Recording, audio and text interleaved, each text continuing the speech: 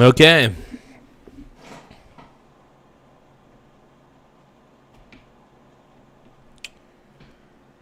What's going on, my bronies?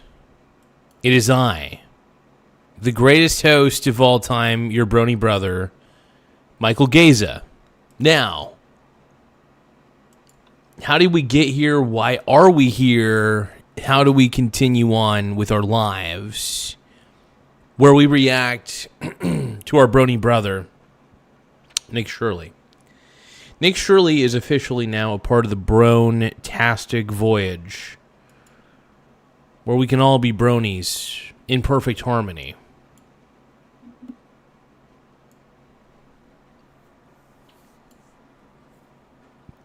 So we're going to watch...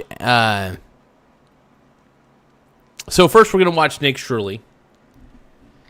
He testified.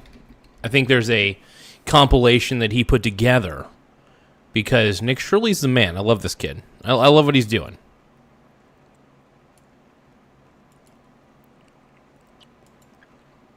You didn't start your...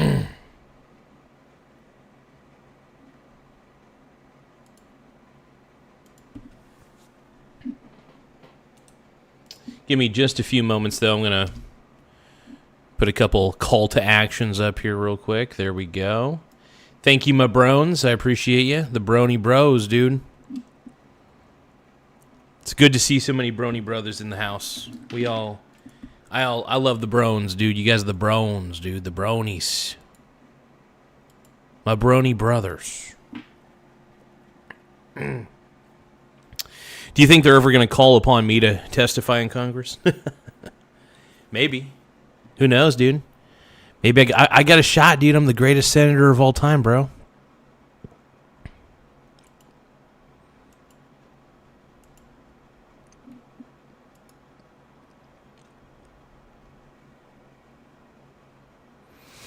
The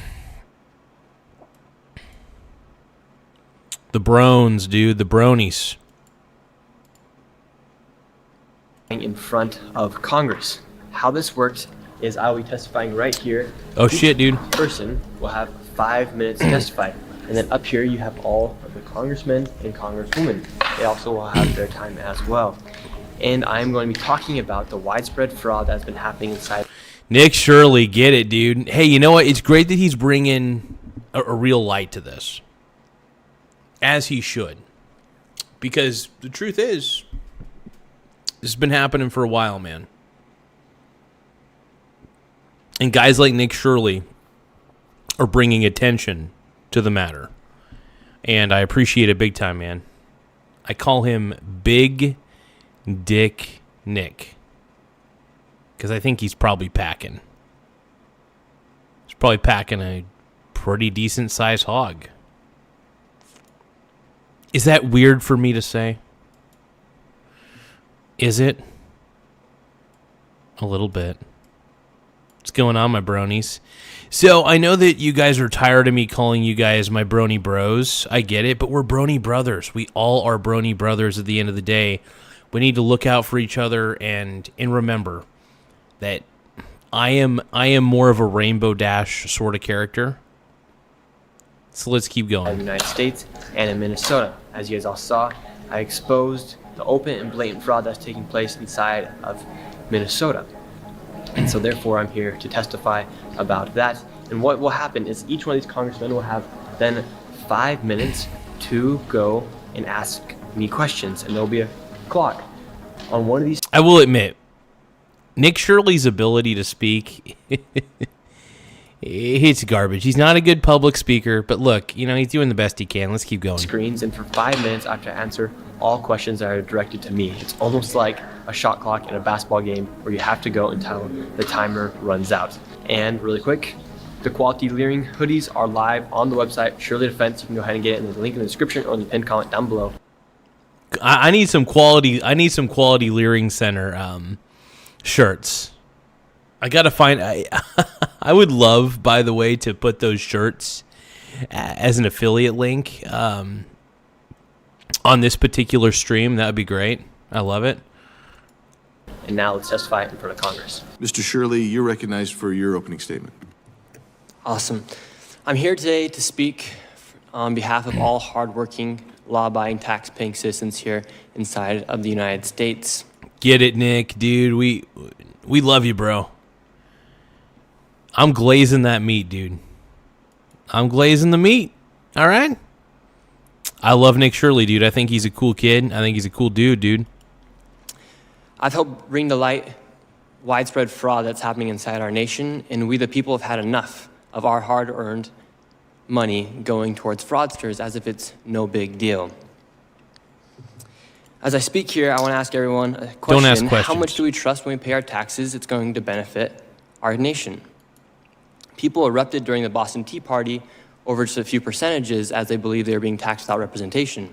Nowadays, we have the representation, but do we trust our representatives? My name is Nick Shirley, and I made a 41-minute video that I posted on platforms like X and YouTube. My video received over And we know that you can't trust the government at this point. It's pretty clear. And here's the thing. Government is rife with incompetent people.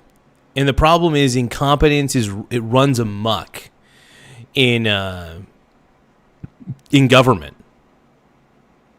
We have tons of incompetent people who are in positions that they just shouldn't be in. It's as simple as that. 100 million views, and it created instant change within our government. As the federal government launched investigations in departments such as Health and Human Services froze over $185 million in child care funding until businesses can prove they are legitimate businesses. I actually became aware of the fraud that was happening in Minnesota in June of 2025 as I was there for a separate video in Minnesota and started reaching out to me, asking me if I was making a video on the fraud. I said, well, what fraud? And this lady... And you know, a lot of people think that Nick Shirley has just this terrible, super mega agenda. Honestly, he wasn't even aware of the fraud. And then it was basically concerned Minnesotans who alerted him to what Tim Walz was allowing. And Tim Walz and company, then Jacob Fry is also just as bad. Jacob Fry is, if not worse. I can't stand that guy. I think he's schwarmy. I think they're both schwarmy, to be honest. But what Nick is doing is very brave. And he's calling out the fraud that is occurring in the in Minnesota, primarily based on statistics, the Somali community. She was a real estate agent, and she says, well, I'm having a hard time selling my properties because people are curious about these assisted livings that are popping up next door to some of the houses that we're buying, or the home health care clinics that are popping up, and we don't know who's next to these houses that we're trying to sell. And I said, well, I'm not going to come and make a video if I don't have any proof. So therefore, I left Minnesota, and I continued to look for fraud in the best way I could. And as I was getting my own information, a man by the name of David reached. Hey, we got Michelle Ecker in the house. How you doing, Michelle Ecker? I don't know why everybody keeps calling me a bootlicker. Why do you guys what's a bootlicker? Can you guys explain to me, please, how the hell I'm a bootlicker? And what is that? What is a bootlicker? I'm so confused. Out to me and he said, hey, I have been investigating this fraud for years now. I have been driving by these child care centers. I've never seen a single child, and I have received information from the state of Minnesota as to how much money these places are receiving. I said, great, let me come to Minnesota and we'll make this video about potential fraud that was taking place inside of Minnesota. We go to a daycare, and I'm instantly surprised by what we see. We arrived, and it was an industrialized building, and there was 2 daycares registered at that building. And the first thing I noticed... Ian is saying, don't worry about it, bootlicker. I mean, Ian, if you're wearing boots, do you want me to lick them? Like, what do you guys mean? I still don't understand what bootlicker means and how it applies to me. What is a bootlicker? I still don't get it. All the windows are blacked out, and There's no footprints in the snow of any children. There's no playgrounds or anything that would make it look like it's a child care. But above me, a sign read, open 7 a.m. to 10 p.m. But there was nobody there. The doorbell did not even work. And then we continued to go to other daycares, and we noticed the same pattern.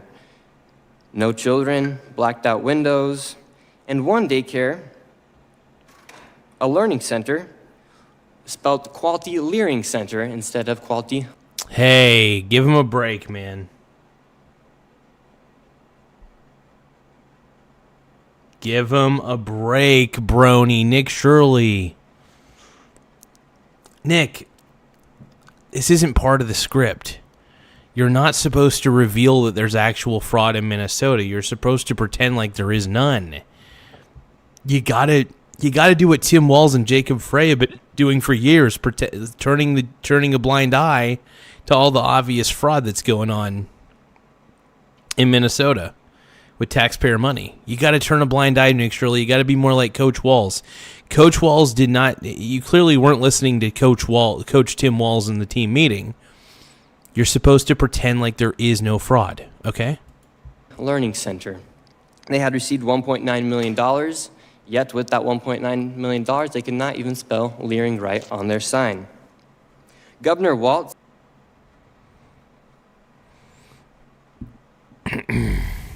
has said he's been fighting fraud in Minnesota since 2019 and said the buck stops with him.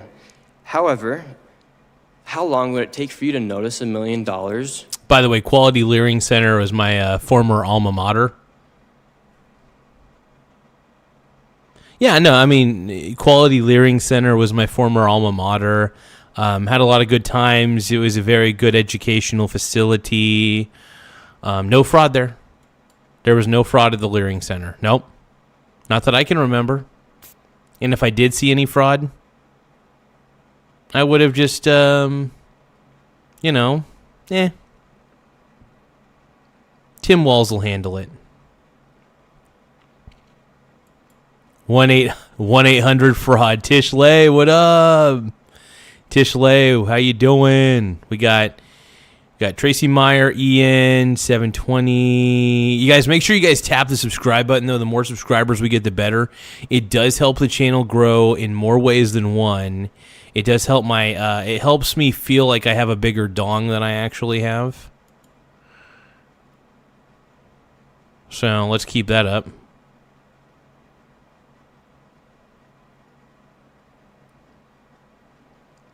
Yeah, and this kind of fraud is happening all across the U.S. Absolutely, dude. Abso-freaking-lutely, man. It's unfortunate, man. I'm never going to learn my lesson. Never going to give you up. Leaving your bank account and not knowing where it's going. That's essentially what had been happening in Minnesota for years as billions of dollars had been misplaced. And meanwhile, while people like Governor Tim Walz call people like me a white supremacist, delusional conspiracy theorist, he actually decided to drop out of re-election because I believe of how deep and extensive this fraud is. Thank you very much. Since my reporting, the HHS department froze over $185 million, and to this day, not a single business has been able to prove proof of legitimacy. How fast would you... Get it, Nick, dude. Nick, you're the man, bro. I love you, bro. You're so baller. He does kind of... I mean, I will admit, his ability to publicly speak kind of sucks. But, he stutters, he stammers a little bit.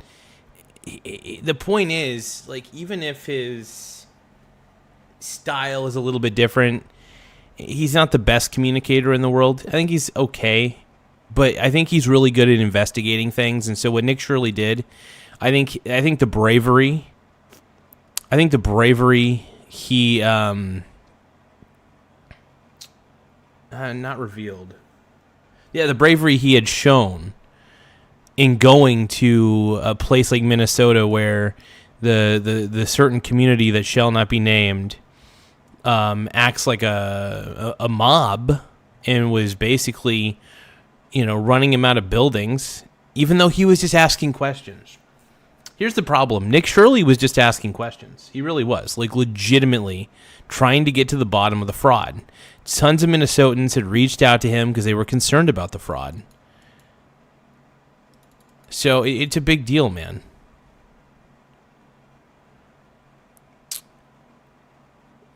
Your screen is cracked and broken. Is this Diddy? Yeah, it's Diddy. Frog eat frog. What's up, my brony brother? It's good to see you.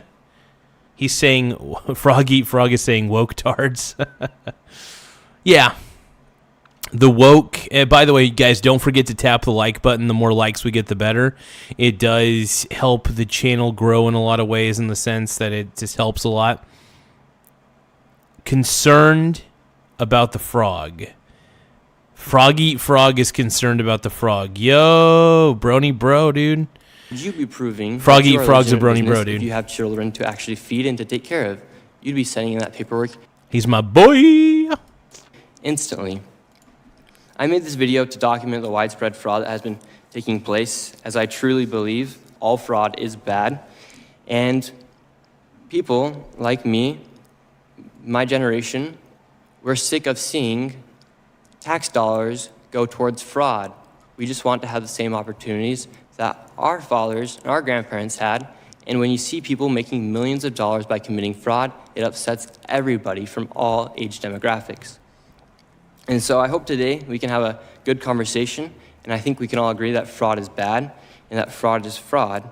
And yeah, and there were no kids in those daycares. Absolutely, there were just no kids in those daycares. Straight up.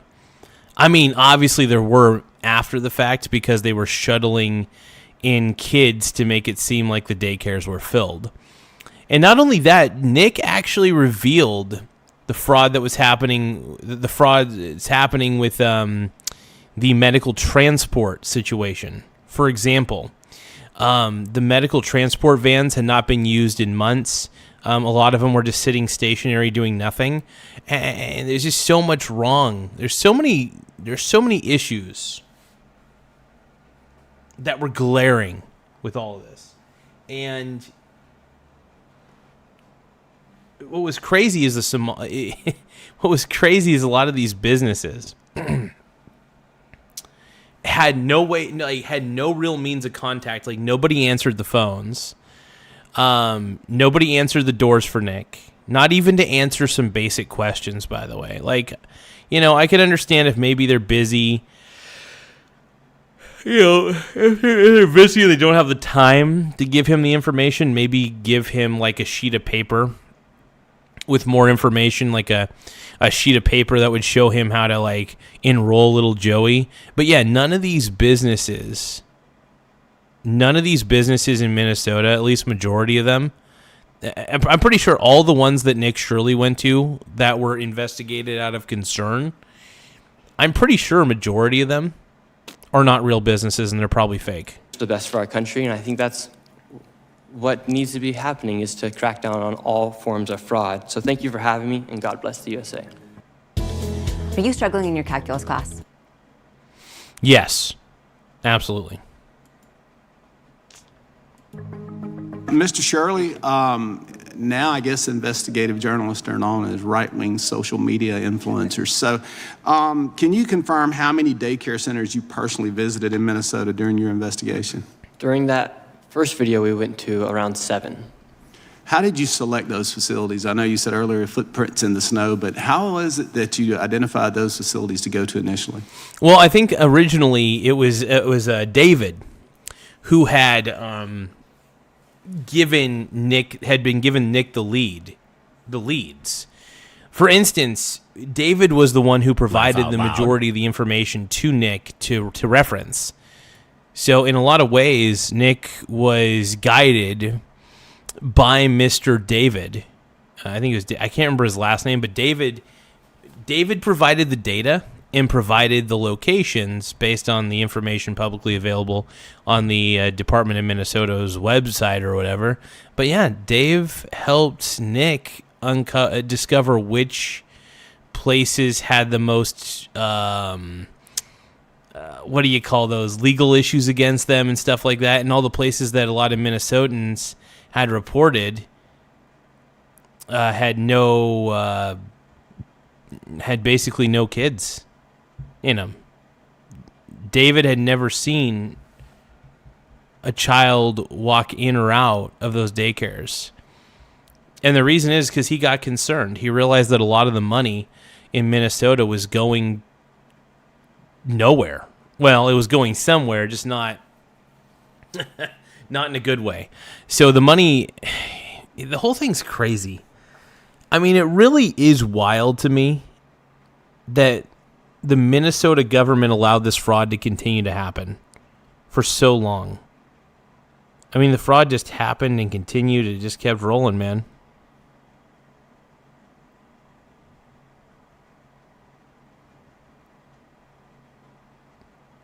Yeah, by the way, the data on those papers were never shown. Are you kidding me?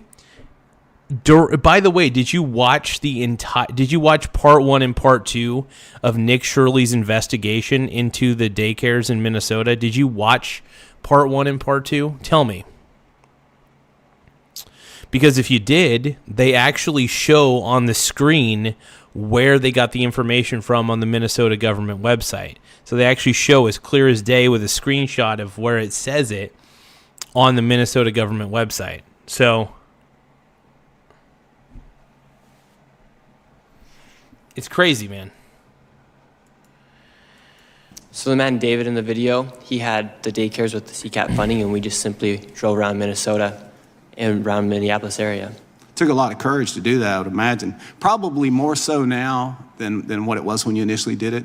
100 million views, you said. Yes, over 140 million views on X alone. So what was Mr. David's background? How did you connect with him, and how did he call you, or did you reach out? He simply is just a man in Minnesota who has a passion for his city, and he's been seeing fraud taking place for years. And out of all the thousands of messages I get on Instagram and other platforms, I just happened to read his, and he provided me the information, so I gave him a phone call. And then from... That is so cool, man.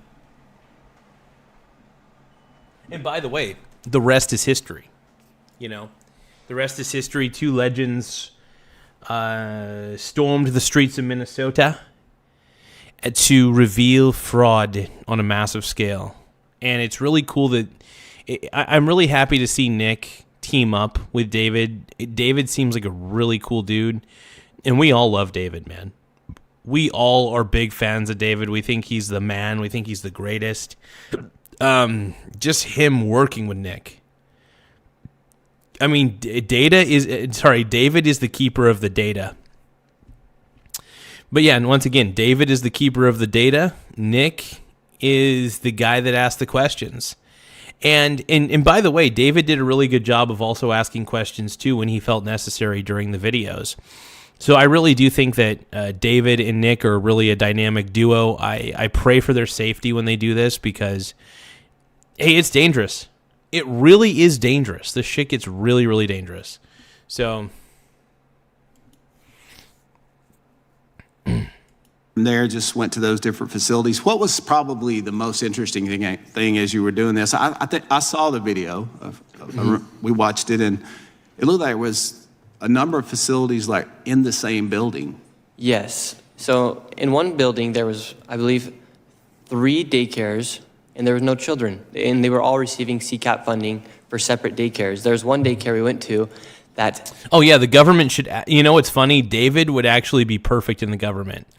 And it's not because he's incompetent. It's because the government could use some competent people.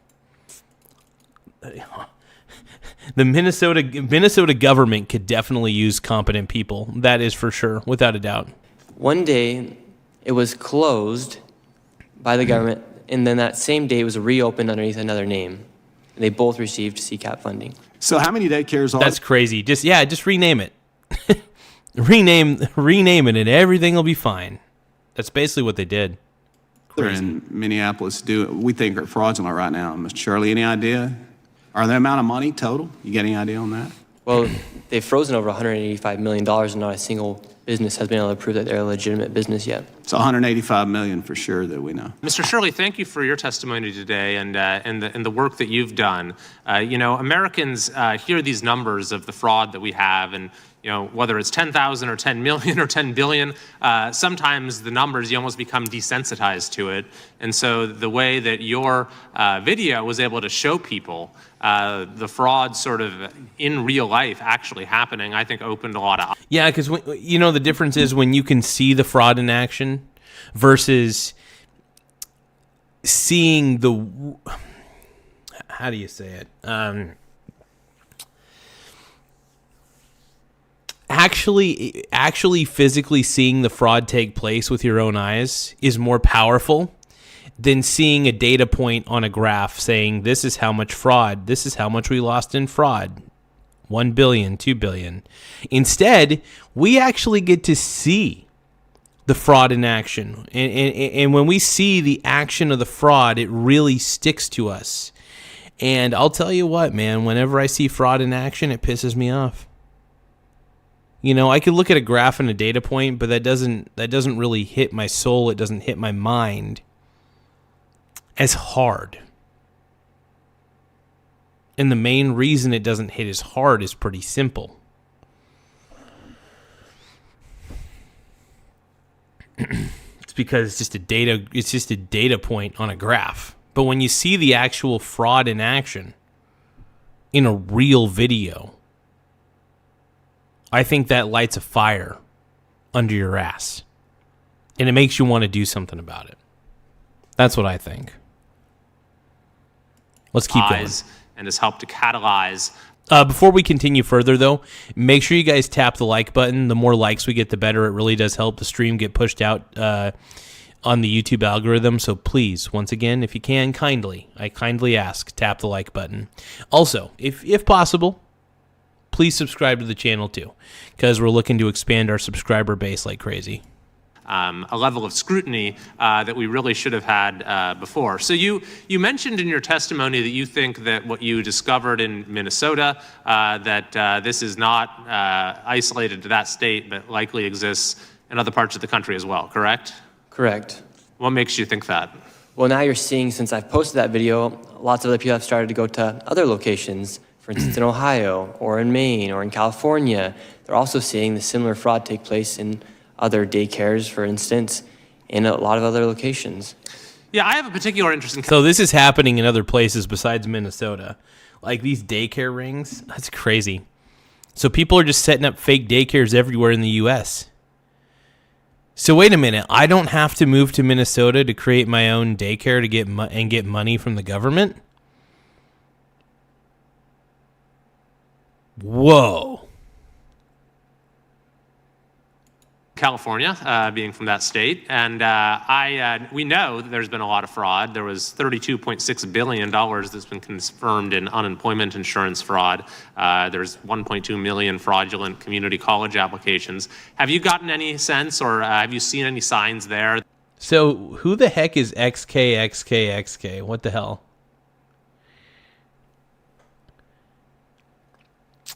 XKXK sounds like a gooner. He's gooning, dude. It's a gooner. It's a gooner brony brother. The daycare loophole. Absolutely, dude. That sort of are similar to what aroused your suspicions in Minnesota? Yeah, and fraud in California might be worse than the fraud in Minnesota. What makes you say that? Well, $24 billion went missing for homelessness. But yeah, like I said, you guys, please subscribe to the channel and please like the video. Let's keep going. They've been trying to build this train for years, yet there's hardly anything to prove for that. Fires. Porn addiction turns high IQ men into silent underachievers. They're highly intelligent, always told they had so much potential. But behind closed doors, missed deadlines and... Damn, dude.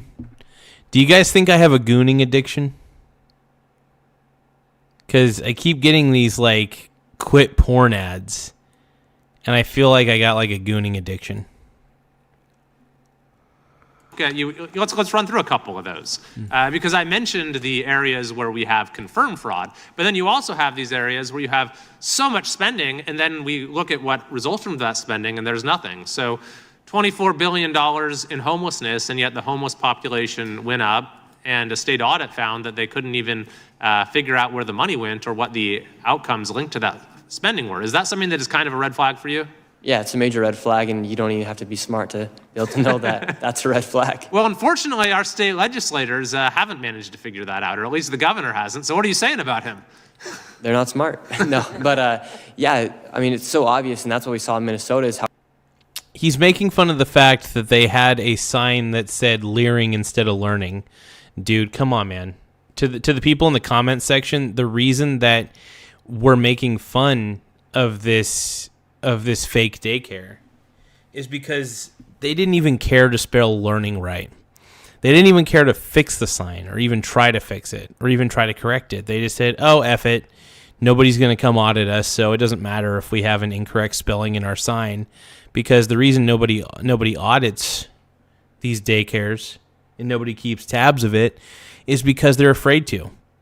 They're afraid of being called racist or homophobic or whatever. But you know what? I'm really happy that we've shined a light on this community that is committing this level of fraud. And good for you, Nick Shirley, man. You're a good kid, man. You've exposed this frustrating community to the world, and the world is watching, man. The world is watching. I know I'm watching.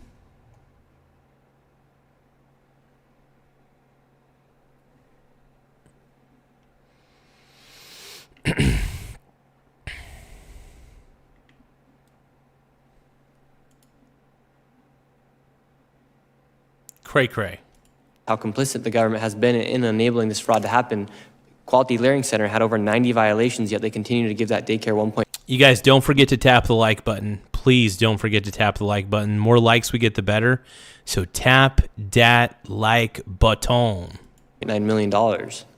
Yeah, that's a great point. That there's the political accountability just hasn't been there, and that's what enables it to continue.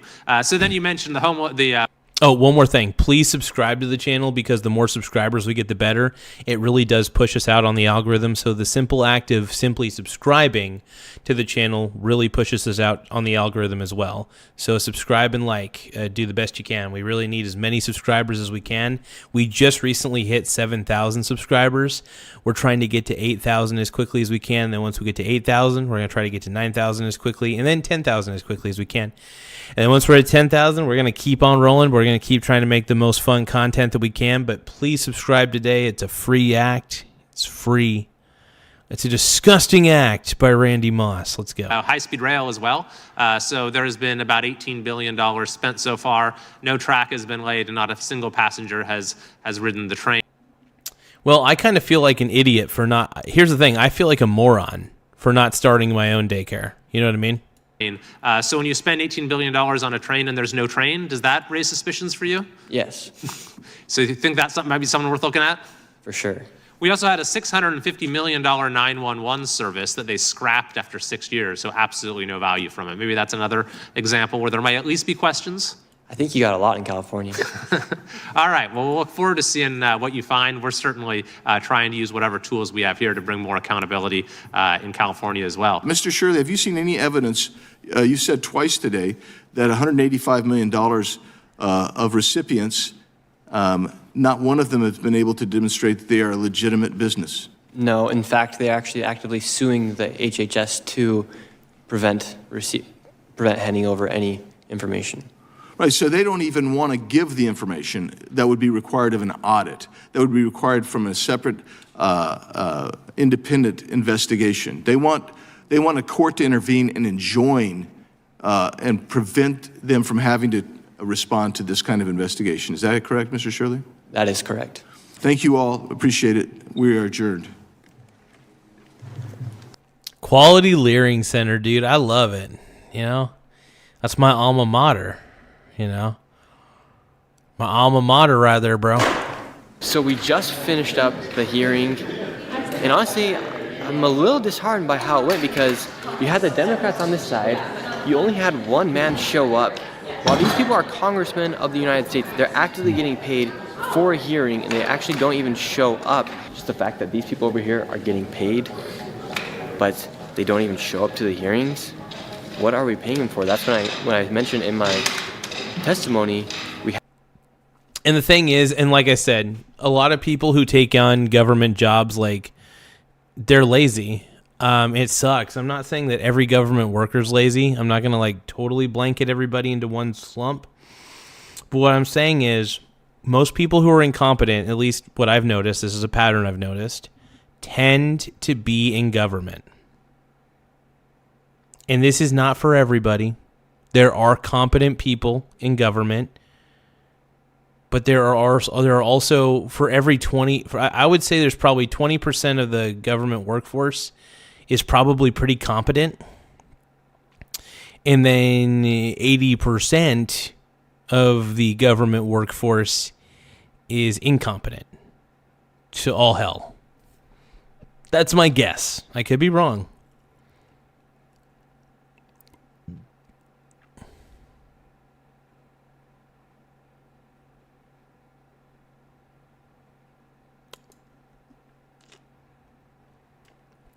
So what do you guys think, Phil? Let's keep watching.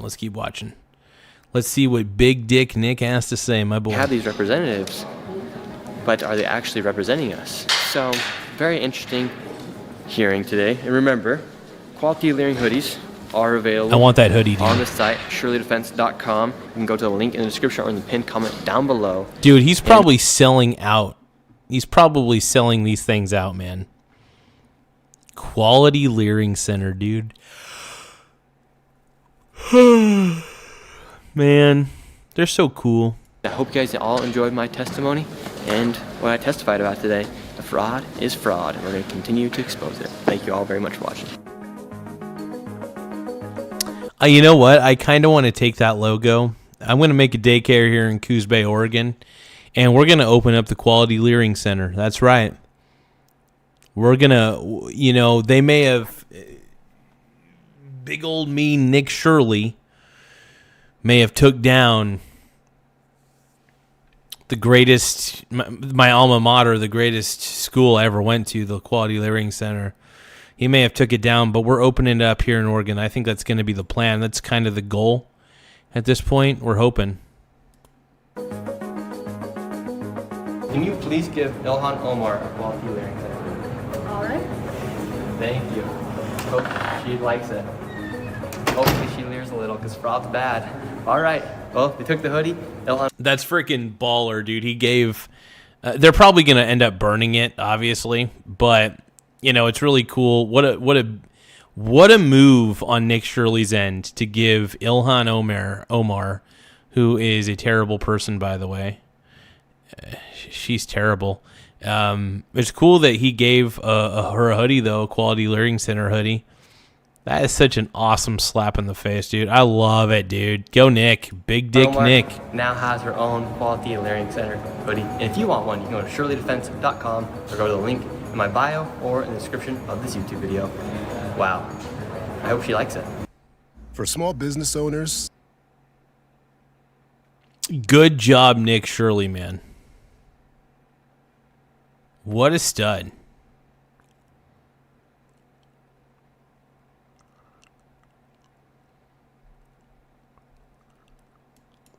Big Dick Nick, dude. Big Dick Nick. What a stud. Oh, crap. It looks like Asman is reacting to some things that are going on in Minnesota. See, again, y'all are throwing race. By the way, we're going to talk about Greenland a little bit later in the show. I know that Greenland is in the title. We're going to talk about Trump's love of Greenland, and we're excited. And there is a possibility that I guess supposedly, from what I've been hearing, rumor has it, that Greenland is probably going to be ours somehow. I don't know how. I don't know the legalities of how we can make Greenland ours, but I guess supposedly Trump has a plan, man. Into all of this, nobody's throwing race into it. He's a race traitor. He's black. So you've got a bunch of fat white women sitting here calling this black guy a race traitor. Oh my God, these are Karens. It's like I said, the pattern is this. Did you notice that all of the scolding, shrieking leftists all tend to be white Karens? Isn't that funny? It's because no minority wants to be part of the woke group.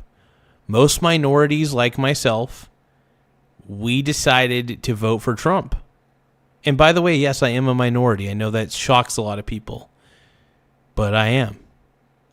Based on my brother's 23andMe. A race traitor because he's arresting Mexicans or Hispanics? What the fuck are you doing? Isn't that crazy? Be a race traitor? See, again, y'all are throwing race Oh into my all god. Oh, and also make sure you guys tap the subscribe button, though, and tap the like button. The more likes and the more subscribes we get, the better. It really does help push us out on the algorithm quite a bit. But let's keep watching. Nobody's throwing race into it. You profile people for how they look. You profile people for how they look and how they speak. Jesus, bro. Dude, these Karens. Bro, this is insane. These Karens got to get a life, dude. I am so sick of all these Karens. Leftist Karens, straight up. This is why I voted for Trump. People always wonder, why would you vote for Trump? It's because it's these people who told me I shouldn't. And when I realized that they were telling me what to do, whatever these people believe, most likely I'm going to believe the opposite.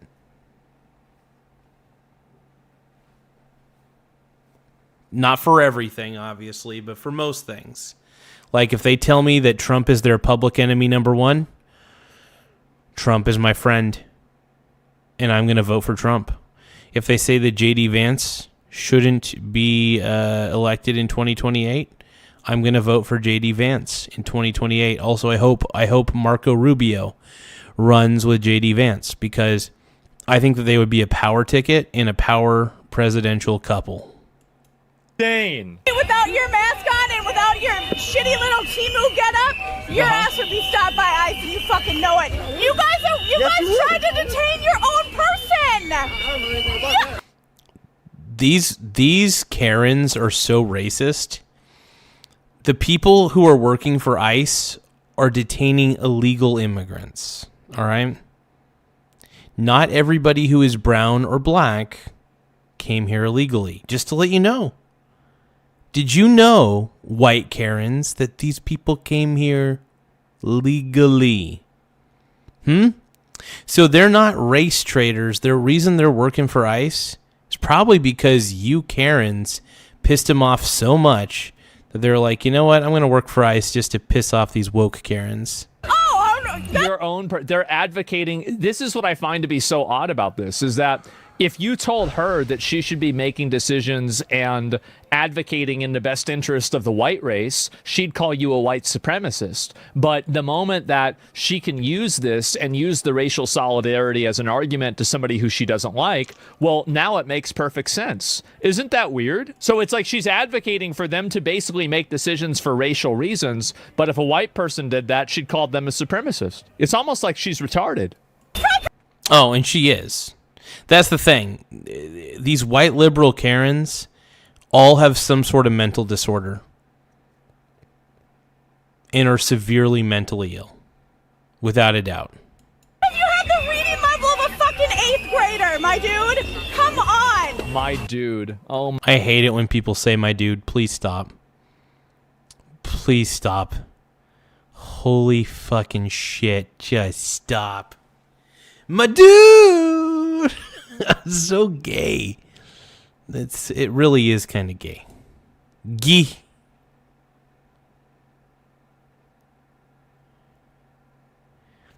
I think, here's the thing, it's not just that lady that's mentally ill, it's all those ladies that are standing around each other, basically sniffing their own farts, acting as if they know what is best for people who are a different skin color than they are.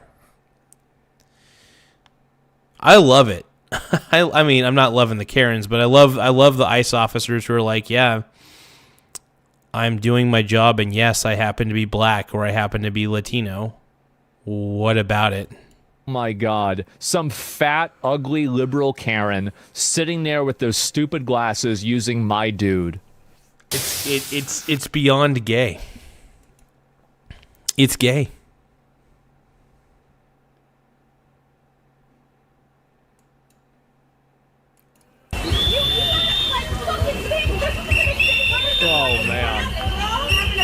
go anywhere. This idiot isn't going to learn.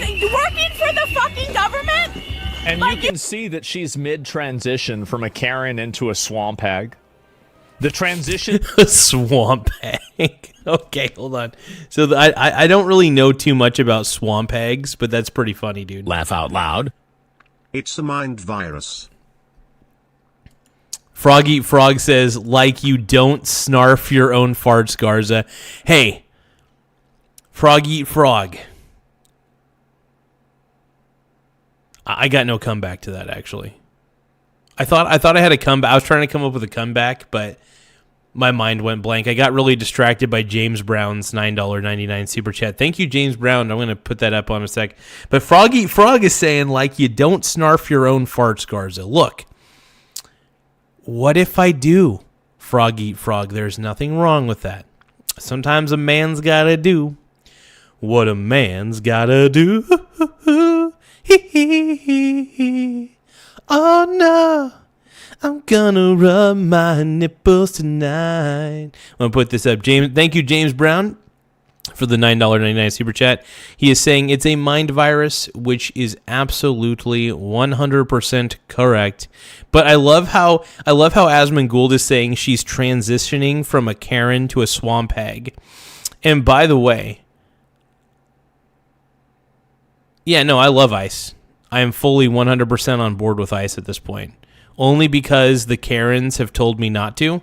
And whatever the Karens like, I do the opposite. That's it. By the way, I got to reply to this. Yep. Thank you, James Brown, for the super chat. It is a mind virus. It's a mind virus, yep. The Dems are devolving. Right. Devolving right before our eyes. The party is screwed. LOL.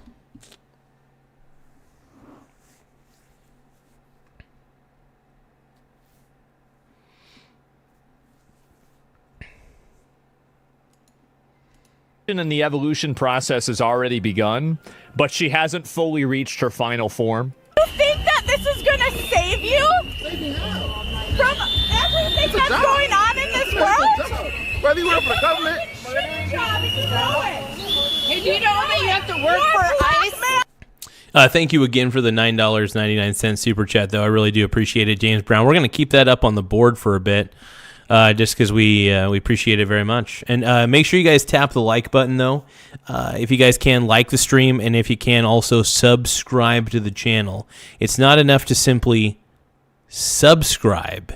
You gotta simp-scribe as well. Who is out there racially Let's go. profiling other people? That's fucking sick. In fucking Germany that I gotta carry my fucking passport with me? Yeah, some of these people, man, are just total.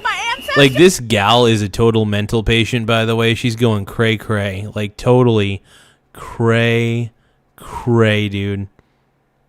Zero on it, man. It's wild. It is wild to me, the level of insanity that these woke Karens have. And will I ever understand it? No, I don't. I just don't. My brony brothers. I'm fucking Jewish and Latin American, and It's funny because I've used that before too. Somebody got offended at me once, and I just said I was Jewish, and then they kind of left me alone. Here's one of the things I will admit. If somebody's mad at you, and they're of the race that you offended, just say that you're part that race. Sometimes they get you out of trouble.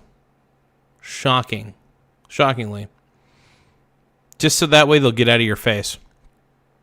But it doesn't always work. These Karens, basically, if you do not believe the same thing that these Karens believe, they will be vitriolic to you. So the fact of the matter is, the guy in the car is a minority, but the problem is he works for ICE.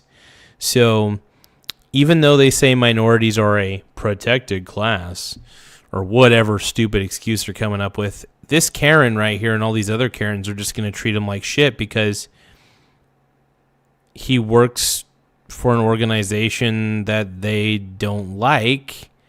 They're conflicted because they're supposed to be protectors of minorities, that black people can make their own decisions. Well, guess what? This black guy made his own decision to work for ICE. So, yeah. That's all I could say. Unsupervised 2 says, how did you type that before you actually typed that? What? What are we talking about? To deal with this shit.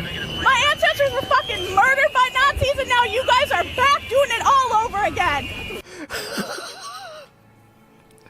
This bitch needs to get medicated. Oh my god. This is She's crazy. stacking modifiers? Yeah. Fuck you. Fuck you. You know, I hope you That's a crazy comparison. You're a Nazi. Read a fucking book. Gestapo.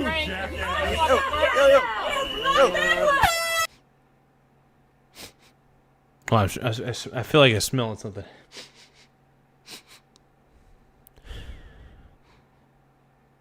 This is crazy, though. This is wild to me, man. I mean, it blows my mind. The level of racism that comes out of these Karens' mouth actually, I guess it shouldn't surprise me at this point in my life. Hey. But let's keep watching. I said, Oh my god. A black Nazi? That's right. On immigration. Like, it's simple. Like, that's it. Like, we can't argue. You guys, we're currently sitting pretty at 7,041 subscribers. Once again, we're at 7,041 subscribers. Please, I'm begging you. I'm on my knees. Please subscribe to the channel if you can, if you haven't already. Like I said, we're currently at 7,041 subscribers. We're trying to get to 8,000 subscribers, so if you subscribe, it really does help the channel grow in more ways than one. So whatever you guys can do, hit that subscribe button. I'm picking my nose, I know. I'm not supposed to pick my nose, you Karens. You cannot argue with these people. You cannot Yeah, don't try to argue with Karens. And that's the one thing I've learned. I don't even try. I just look at a Karen if they're yelling at me and I just say, "Shut the F up. I'm going this way. You're dumb. Go to hell. I'm out." Cuz I don't try to justify anything to these Karens. The best thing you could do is just tell the Karens to go F themselves. Just tell them to go F themselves. explain to these people. You cannot reason with these people. They are not reasonable. You can't reason with the unreasonable.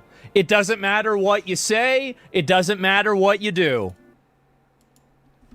Froggy Frog says, Garza, I seen an old video of you doing revision impression Beavis. What? What are we talking about, Froggy Frog? I'm a little confused, my brony. Feline Gaiman says, I just capitulate and tell them I am what they say I am. Yeah, sometimes the best thing you could do with a Karen is just say, yep, that's... like, for instance, all the people who come into the chat and keep calling me a bootlicker, I'm just like, okay, I'm a... you know what? I wear it proudly. It's a since you called me a bootlicker, I'm going to wear it as a badge of honor at this point. I just tell people I wear it as a badge of honor. Oh, the Beavis impression. Oh, yeah, you know, like, I just want to see some boobs. You know, we're trying to see some boobs. Damn it. You know, I love doing the Beavis and Butthead impressions, though. They're really fun. Really incredible.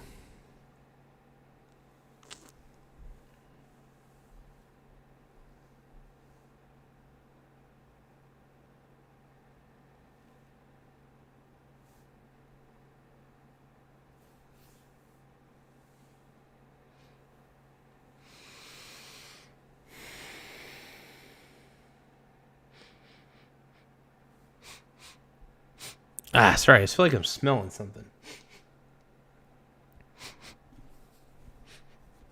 It might be poo-poo.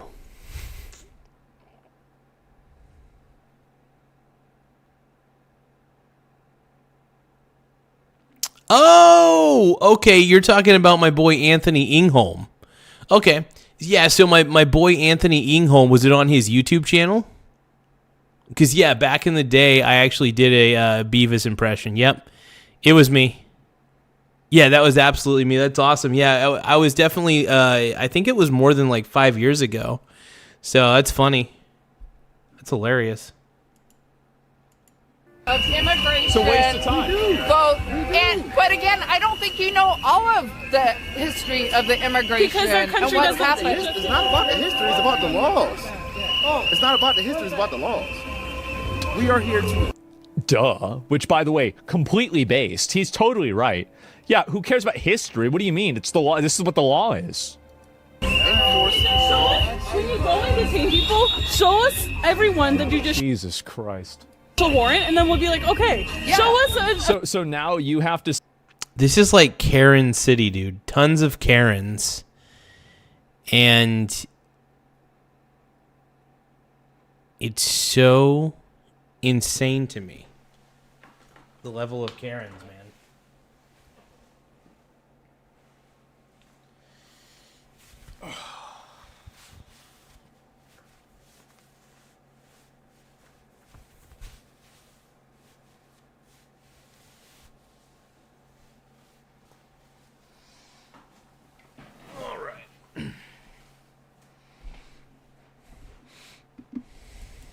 See the judicial warrant? The police have to answer to you? Okay. official, legit judicial warrant, and then go ahead. Absolutely go in if but you have the don't fucking take people out of their houses for no fucking reason and fucking beat them up. I'm sorry. I didn't hear. Face mask on, that's why. But you said something about a warrant, right? Yeah. Atera is the IT painkiller. Remote monitoring and management, remote access, help desk and ticketing, smart automations, patching, software deployment, scripting. And the amazing thing is that it does all this. Something about a warrant, right? And you know what he's about to say. He's about to say that they have a warrant. Uh-oh. Here we go. Jesus Christ. That whistle's so loud. What the hell?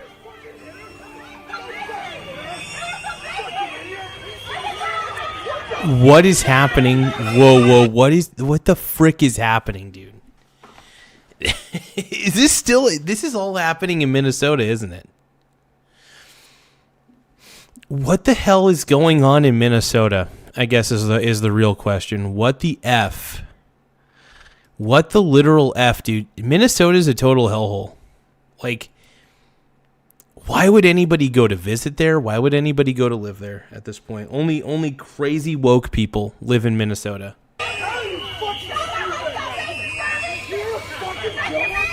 Jesus Christ. This is getting really bad.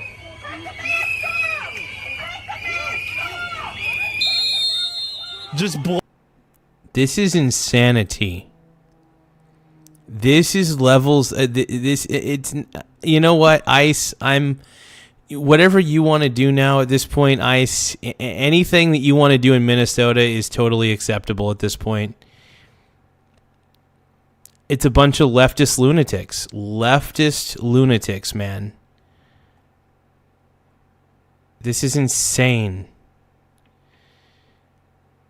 Ugh, my goodness, man.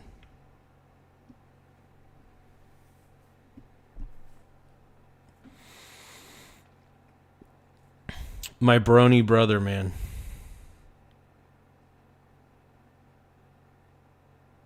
I just can't, man. There's something about screeching Karens that just makes me so angry. I don't know what it is. There's just levels of anger that I feel. Blowing the whistle over and over. I mean, these are like adult toddlers. How is this real? Oh my God. They're so annoying. Yeah, they're so obnoxious and annoying. And the reason why they... Screw these Karens, dude. These Karens are terrible. I can't even with Minnesota, dude. These white liberal Karens are out of their mind. They're all freaking insane, dude. I'm not the biggest fan of insane asylums, but now I'm starting to understand why they exist. Pushed her as she was trying to walk into the fucking store. What are they doing? I can't believe, like, these people are just insane. If you look even remotely masculine, by the way, they accuse you of being an ICE agent. If you look even remotely masculine, because they know that only a masculine man would be against them, because they know that they're all a bunch of pussies. All these Karens. Ugh. And all the limp-wristed men, the little liberal men, they're getting all pissed off. Why are they all have whistles? Stop with the whistles. If anything, the whistles are just going to get ICE agitated, and they're just going to hit you with a crowbar. Fuck. Even Gestapo didn't cover their faces? Why do you think that the Gestapo didn't cover their face? Tell us. It's because if somebody did this to Gestapo, they'd shoot them dead. The government would find out where they are, they'd extract them from their house, and then kill them. They'd never be seen by their family ever again. Just like ICE? So if ICE, so you think that ICE is the same? So let me get this straight, Ref. You think that the Jews and the Gypsies and all of the other minority groups that were being systematically killed and oppressed by the Nazi Gestapo are the same as ICE agents that are... Asman's making a point here. If you compare ICE to the Gestapo, you don't know history. You clearly don't know history, and it's insane. It really is insane. Are removing illegal aliens from the country? Q Bush, KU Bush, you're a Karen. You are a Karen. Sorry, bud. So KU Bush, I know that you're wanting to call me a Karen. I don't know if you're calling me a Karen or somebody else, but if you're calling me a Karen, you're a Karen. That's all I gotta say. Under a legal court order and sending them back to their country so they can live there instead? You think that's the same thing? I just want to understand this. You think that's But yeah, if you're comparing the Gestapo to ICE, or ICE to the Gestapo, two completely different things. ICE actually carries out real investigations, whether you like to admit it or not. So if you're comparing the two, that's just stupid. It really is a stupid comparison. It blows my mind that you would even make that comparison. It's sick. KU Bush just won. KU Bush probably has a big bush. Get your bush out my mouth, yo. Same thing. Okay, there's no response at all. Got it. Okay, let's move on. And the reason why I pull people like that up, people might not understand why I do this. One of the reasons why I do it is that I want people to see what it's really like to talk to these people or deal with these people. They're Yeah, woke people, by the way, woke people are incredibly insufferable. It's true. Woke people are probably the most insufferable group of people to deal with. I don't know how anybody can deal with these Karens, to be quite honest. Not easy. Not easy at all, man. It's crazy. The wokies. I'm going to set a quick little goal here. Karens, to be quite honest. I'm going to set a little goal. But yeah, it's levels of Karen. I call it Karenism, where the Karens are just being total pieces of garbage to everybody around them. It's just so frustrating.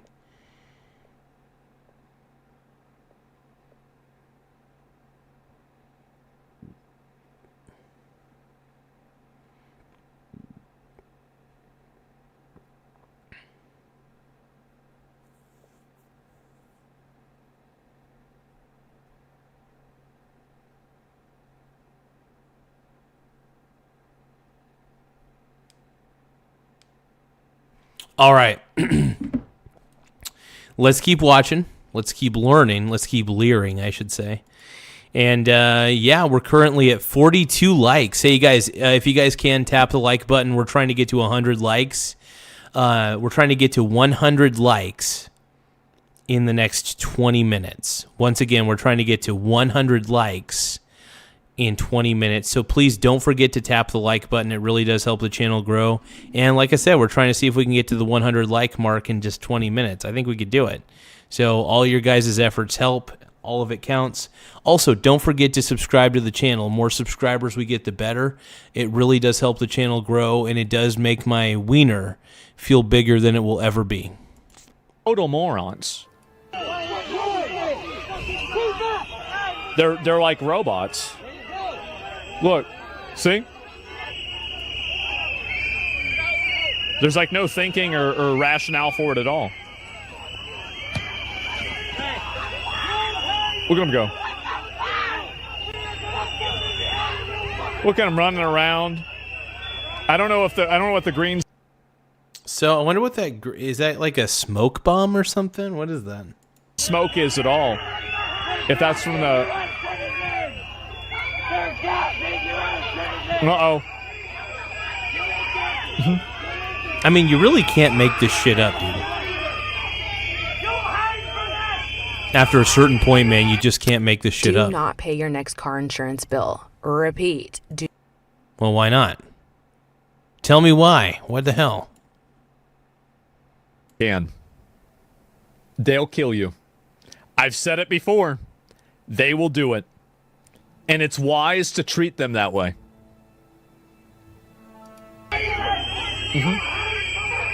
I told you. The whistling enrages me. Oh, Ice actually punched somebody. Thank God. Here's the thing. The person who got punched probably had it coming. Look at all these crazy leftists. Can we replay this a little bit, please? Let's see. They punched. Why did they punch? That's the question. I want to see why they punched. Hold on. I told you. The whistling enrages me.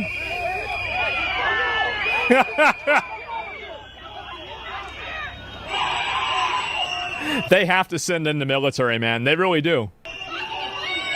Yeah, at this point, man, the only way to deal with these crazy people, these crazy leftists, and they're insane. These are insane, shrieking Karens.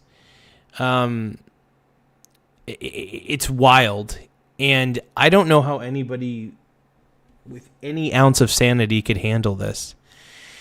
Like, I already feel like I'm going insane, and I wish I was there to give them a good old 1-2 punch.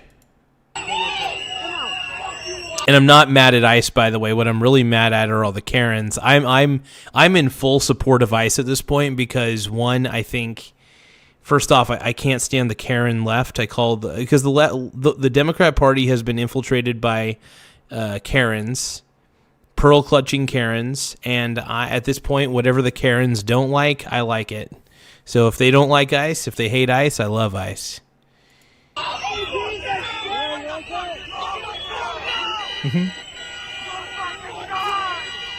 Don't forget to like the stream, though. We're trying to get to 100 likes in the next... Actually, we're trying to get to 100 likes in 10 minutes.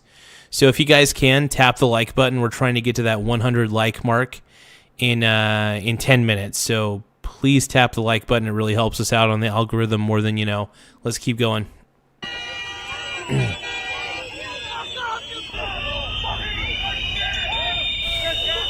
Man.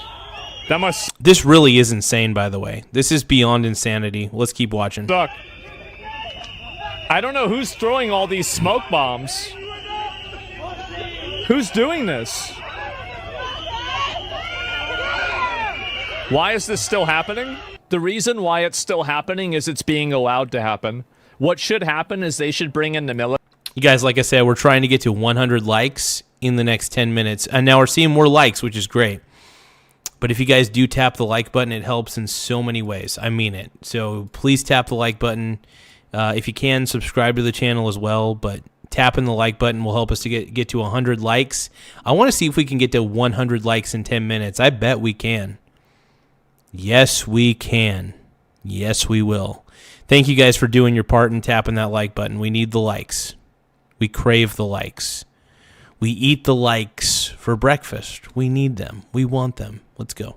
Military and just round all of these people up that are getting in the way and obstructing the investigation, and they should just put them in a camp, and that would be the end of it. This would be over in 24 hours. The reason why it's happening is because the government isn't willing to solve the problem. Asmon's got That's a what they point, should man. do. Laugh out loud. It'd be so easy. Oh, thank you, Mars Wolf. You know, work I appreciate camp? the Yep. subscribe, man. Thank you. And charge every single one of them. Oh. Hey, guys, let's give a shout-out to Mars Wolf for subscribing. In fact, let's put their name back on the board. Out loud. Thank you, Mars Wolf. I appreciate the sub. If you guys can, don't forget to subscribe to the channel. Subscribing really does help us grow. And we also don't want you to miss any future episodes that we do because it's a fun show and we try our best to keep it sexy and keep it light, man. We try to get you guys all kind of, randy and stuff. So let's keep going, man. Woo!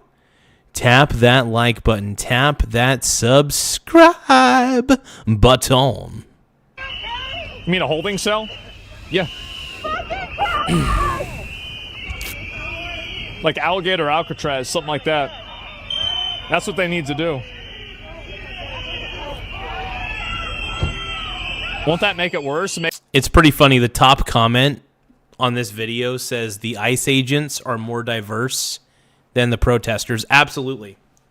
Did you notice that the majority of the protesters are just white liberals? It's called pattern recognition. Pattern recognition's a good thing. Make more people agitated? No, because they don't want to go to jail. Like, what do you mean? It's pretty fucking obvious. Hey, we're at 60 likes, you guys. We're almost to 100 likes.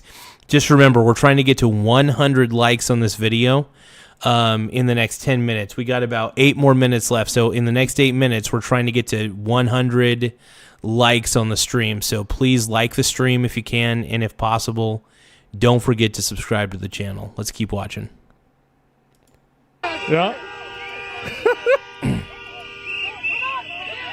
Yeah, to stop instantly. Think about it like this. After that woman got shot, how many people have we seen trying to use their cars to ram ice? That kind of cut it down pretty fast, didn't it? That was about it. You don't see that as much anymore, do you? Zero. I mean, this really is wild to me. Like, I watch this shit and I'm just like, how? Why? Like, I could not imagine putting up with all these Karens. I feel bad for ICE. I really do. I feel bad for these ICE agents. And these Karens on the left are just too crazy. Yeah, don't forget to subscribe to my channel. I've been called a bootlicker. I still don't know what the word bootlicker means. But I've been called bootlicker several times. And if you guys want to subscribe, I still don't know what that word means. But please subscribe to the channel. See, everybody always acts like they're going to be aggressive and shit until they actually are faced with something that's dangerous, and then they change their mind. It's that simple.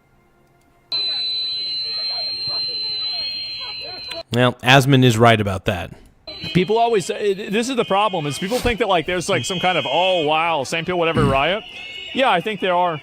I do think that the amount of people that are going out there doing this are a very, very fringe minority. There are a lot of them, but like if you compare that to the entirety of the population, they are a fringe minority. And if you just go after like probably, I don't know, pick, one every 5 and then just grab one of them and that's it. Mm-hmm. Lock them up, yeah. What's the point of the whistles? To alert. Yeah, the whistles are ridiculous. I can't stand all the whistles that keep blowing in the ear. It's insanity. It really is a level of insanity that I just don't get. People to their presence. That's the reason why. Mm-hmm. Oh, you guys, just as another FYI, thank you guys for tapping the like button, though. It really does help the channel in a lot of ways. But if you guys can, please, for the love of God, and I really mean this. Don't forget to tap the like button because we're trying to get to 100 subscribers. We got 5 more minutes. We got 5 more minutes to get to 100 likes. All right, so we got 65 likes currently. We're trying to get to 100. So if you guys can, tapping the like button will help us get very, very close to the 100 like meter that we're trying to get. So we're always trying to see how quickly we can get 100 likes. So if you guys can, tap the like button. It really helps the algorithm push us out to more people because we do enjoy annoying people. We really do. By me being myself, I annoy lots of people. So I want to thank you guys for tapping the like button. And like I said, we're almost to 100. So we want to get to 100 likes in 5 minutes. So just tapping the like button goes so far. And I appreciate everybody who's even taking the time to tap the like button. It really means a lot to me. But back to the show.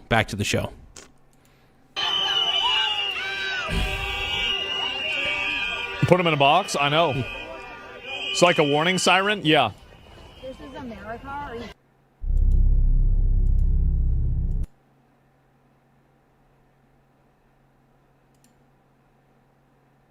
This is America. Are you kidding me? Oh my God. Uh-huh. Man. Oh, we got a gift. Hey, Liquor Store. Oh, thank you, Liquor Store Dinosaur. Liquor Store Dinosaur, thank you for the thumbs up for 10 jewels, my brony brother. I really appreciate it, man. If you guys can, also gifts help the channel out a lot, but likes really go a long way. So please, for the love of God, tap the like button. In fact, you know what? We still got only like, actually, we got about 3 minutes. We got 3 minutes to get to 100 likes. Do you guys think we could do it? Do you guys think we could get to 100 likes on this stream? If you guys can, if you guys haven't already, make sure you guys like the stream if possible. And by liking it, we're getting that much closer to the 100 likes benchmark we're trying to reach. So please tap the like button so we can get to 100 likes in the next 3 minutes. Because if we can get at least 30 more likes, we'll get to that 100 threshold. So just the simple act of pressing the like button pushes us out on the algorithm. But once we get to 100 likes, that really pushes us out to the algorithm. So that way we can annoy more people. So, but yeah, I'm 100% on board with ICE. I am, at this point, I'm 100% on board with ICE. I don't like the liberal Karens that are invading Minnesota. I think it's too cray-cray. But yeah, thank you guys for tapping the like button. We only got like 2 more minutes to get to 100 likes, but whatever you guys can do, the more likes, the better. It really does help the channel grow in more ways than one. So I appreciate all your guys' efforts. Let's keep watching.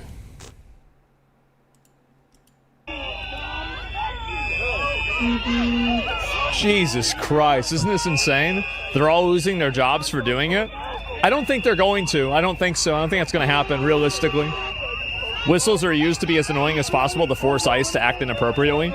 Yeah, they're intentionally trying to antagonize the office. And thank you guys for subscribing, by the way. We're currently sitting pretty at 7,050 subscribers. I repeat, we're currently at 7,050 subscribers. And if you guys can, please subscribe today. It does help the channel grow in more ways than one. We're trying to get to 8,000 subscribers in the next week. I think we can get to 8,000 subscribers this week. Well, hold on. Maybe next week. I think by Wednesday next week, I think we can get to 8,000 subscribers pretty easily. Maybe even faster than that. Who knows? But yeah, make sure you guys tap the subscribe button. In fact, you know what? We're going to try this week. We're going to shoot for it. So by pressing the subscribe button, you're helping us get closer to 8,000 subs. Yeah, we're almost there, so I appreciate all your guys' efforts, man, and everybody's been really kind about this. I appreciate you guys. Let's keep watching. Please subscribe, though. In order to bait them into a response so they can act like victims. Laugh out loud. That's it. That's what they're doing. Oh, hey, thank you so much for the high five. Michael Shirley, 1831, thank you so much for the high five for 100 jewels. It really keeps the channel rolling. It keeps the channel pumping, so I really appreciate that, brother. Keep on rocking, man. We're going to keep on reacting. It's pretty. Also, don't forget, please subscribe to the channel, you guys. The more subscribers we get, the better. So subscribe, and if possible, like the stream. Liking the stream helps too. Simple. They don't have jobs? A lot of them don't. No.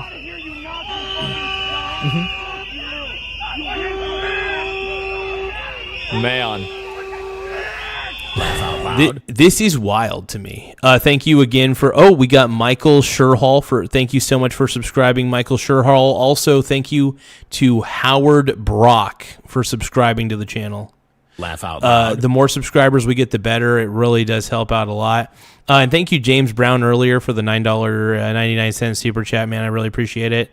One Shot, One Thrill, 84. Thank you for the clutch. Laugh out loud. Thank you for sending It's a the clutch mind for 30 virus. joules. I appreciate that, my brony.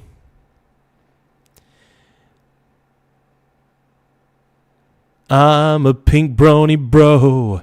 King Yeti sent a happy poop yum yum. Happy poop yum yum. Happy poop yum yum. Happy poop yum yum. Thank you guys for flooding me with gifts, man. You know, we might be able to get to we might be able to get 50 gifts within what was the time frame? Hold on. So we're trying to get 50 gifts within a certain amount of time. Let's see.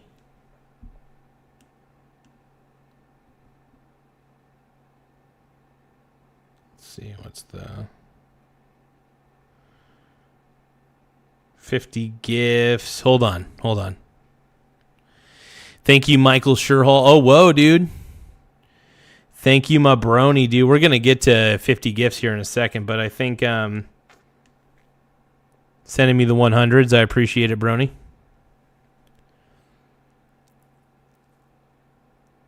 Okay, so we got 7 gifts out of 50. So we got 42 minutes to get 50 gifts. And if we get 50 gifts, by the way, I just want to give you guys a shout out. If we get to 50 gifts, I will thank Tim Walls for my success. Once again, if we get to 50 gifts, I will thank Tim Walls for my success. I might even sing a love song about him. Probably I will. I'll talk about him being my favorite coach of all time. He's even better than Belichick. So I appreciate you guys. Thank you. You guys were trying. We didn't meet the 100 like threshold, but in the next 10 minutes, we actually got 10 more minutes to meet the 100 like threshold. So if you guys can, please tap the like button. We're trying to see if we can get to 100 likes in 10 minutes. I think we can get to 100 likes even sooner than that. But in order to get to 100 likes in 10 minutes, I'm going to have to encourage everybody to tap the like button. So please tap the like button on the stream so that way we could push the video, so that way we could push this stream out to more people, and the more people, the more fun. So we're really trying to have more fun, trying to get more people involved. So the more likes, the better. I appreciate you guys even contributing to the show in that way. And like I said, like the stream, get us to 100. We want to get to 100 likes. We really do. Oh, Michael Shirley is giving tons of 100s. I appreciate it, man. I think we're going to reach the 50 gift mark pretty soon. It wouldn't shock me if we did. Thank you, my brony brother. Thank you. Woo! Look at all those 100s. But I really want to thank you, Michael Shirley, 1831. I appreciate it big time, man. You know, everybody who's contributing with virtual gifts, man, it really does help the channel grow in more ways than one. It helps my PP feel bigger than it really is. I mean, I got a small dong. Granted, I got a small dangus. But, you know, hey, we're almost to 100 likes, though, you guys. We're almost to that 100 like threshold. So, like I said, if you guys can, do this. If we want to get to 100 likes very quickly, you got to tap the like button. We're only 14 likes away from getting 100. So if we want to get to 100 likes in under 10 minutes, which we can, we have basically 9 more minutes now that I look at the clock. We got 9 more minutes to get to 100 likes. And once we get to 100 likes, man, boom, that makes life a little easier for us. So we live on likes. We love the likes on YouTube, basically. So please don't forget to tap the like button. Let's keep reacting to more of this video, okay?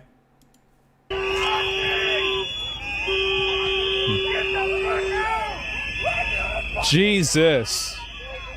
This is insanity, though. The more I look at this stuff, the more I'm just like, wow. It is crazy. No more shovel wielders either. Yep. Michael Shirley is asking, do I think if Don Lemon will be arrested? I think Don Lemon might be. It wouldn't shock me. But then again, I don't know. I don't think they're really arresting anybody in Minnesota. I think the only thing Don Lemon's annoying, but I don't know if he should get arrested. Unless he actually, I mean, did he actually do anything to anybody that was super terrible? I mean, because if he did, then that's fucked up. But, like I said, I'm not a big fan of Don Lemon. I think he's kind of a chode. He's kind of a chud. But yeah, make sure you guys subscribe to the channel, though. The more subscribers we get, the better. Also, don't forget to like the stream because we're trying to get to 100 likes in under 5 minutes. We got 5 minutes. We need to get 100 likes. We need to get to 100 likes in 5 minutes. We're only 13 likes away from hitting the 100 likes threshold. So please don't forget to tap the like button if you haven't already. And then also subscribe to the channel. More subscribers we get, the better. It really pushes the show out on the algorithm in many, many ways, and we'll do whatever we can to give you guys the most entertaining show possible.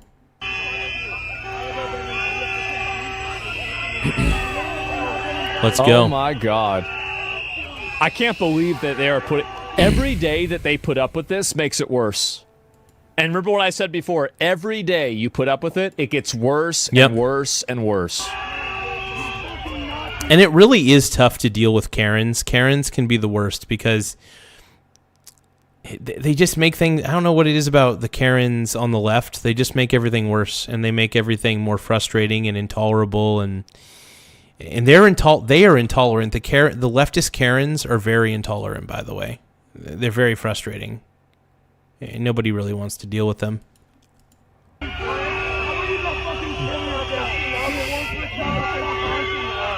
Can ICE arrest them for verbal assault? Probably not.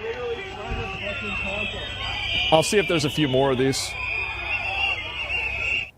I do think that eventually it will probably boil over and more people will get angry about it too. ICE is now raiding Somali and African-run grocery stores? Oh. They're in the African store. They're not supposed to come in here. They're not supposed to come in here. Oh no! Oh no! Wait. Wait, are they allowed to? Wait, is ICE allowed to? I don't know. They can't do this. Listen, why they're entering here? They're not supposed to be in here. Listen, respect me. I want respect you. You guys enter, or you guys are busting through his door. You guys are not doing any order. Yeah, you did. You guys don't have the right to be in here. Oh my! They enter through the back door. It's a safe zone, guys. You can't do that. You guys have to. I'm not doing shit. You have everything. They'll come through here. If they're Man. It's beautiful. Oh no! Oh God. Beautiful. This is crazy. I mean, why are... I still don't know exactly what's going on. I guess it's some sort of safe area or whatever. I have zero clue how it all works. But you guys, don't forget to tap the like button, though. We're currently sitting pretty at 89 likes, but we're trying to get to 100. So we're only 11 likes away. So don't forget to tap the like button, smash the like button, whatever you guys want me to say. But please hit the like button. It really helps us out. So once we get to 100 likes, it'll help us in more ways than one. It helps us. Tapping the like button pushes the show out to more people on the algorithm. It helps us get discovered very quickly and very easily. So us having 100 likes actually goes a long way. So I see that we're currently at 90 likes. So don't forget to tap the like button so that way we can get to 100 likes very quickly. We only have 3 more minutes to get to 100 likes. We're 8 likes away now. That's good. So yeah, just tap the like button so that way we can get to the 100 like threshold, and it'll really help the video out a lot. It'll help boost the video out on the algorithm essentially. Let's keep going. Beautiful. They're in the African store. They're not supposed to come in here. They're not supposed to come in. No, we're here to try and find someone who was convicted of child sex crimes and we're here to try and take pedophiles and rapists and murderers off the street. But yeah, we don't want you guys to get hit by cars. Watch out, please. But what if so the bad guys? We are someone in this neighborhood. This stupid old man. The bad guys. Has anyone actually made it to level 4? I mean, this stuff is crazy. I mean, what is happening in Minnesota is beyond insane. Christ. We are someone in this neighborhood that's in eyesight of our location has sex offenses, convictions, and we're trying to find them and arrest them and get them off their street. But obviously, it can't happen with us. So, thank you. How long have you been around? If it can't happen with all these people that are there, then you need to have people come in and arrest them for impeding an investigation. Yeah, and that's the thing. All of these people are impeding investigations. You know, if any of these people had any sort of sense in their mind or any sort of ability to think clearly, they would realize that what happened to Renee Good was preventable. And when I say preventable, she didn't need to block traffic on the road. She didn't need to hit the ICE officer with her vehicle. She didn't need to do what she did. She didn't need to impede upon an ICE investigation. The moment she did that, she put her life in danger. And by the way, I'm not happy about what happened with the ICE. I'm not happy about what the ICE agent did. I think the ICE agent was in the wrong as well. Renee Good was in the wrong. The ICE agent was also in the wrong for shooting her. But let's not act like Renee Good was completely innocent or good in this situation. Just as a heads up. So, the ICE agents, I get why they're doing what they're doing. It makes perfect sense to me. It really does. The thing is that the only thing that these people will listen to is force. You have to apply complete unrelenting force to... Oh, and if you guys can, like I said, don't forget to tap the like button. We're only 6 likes away. Once again, we're only, and I can't believe I'm saying this, we're only 6 likes away from getting to 100 likes. Also, don't forget to tap the subscribe button, though. The more subscribers we get, the better.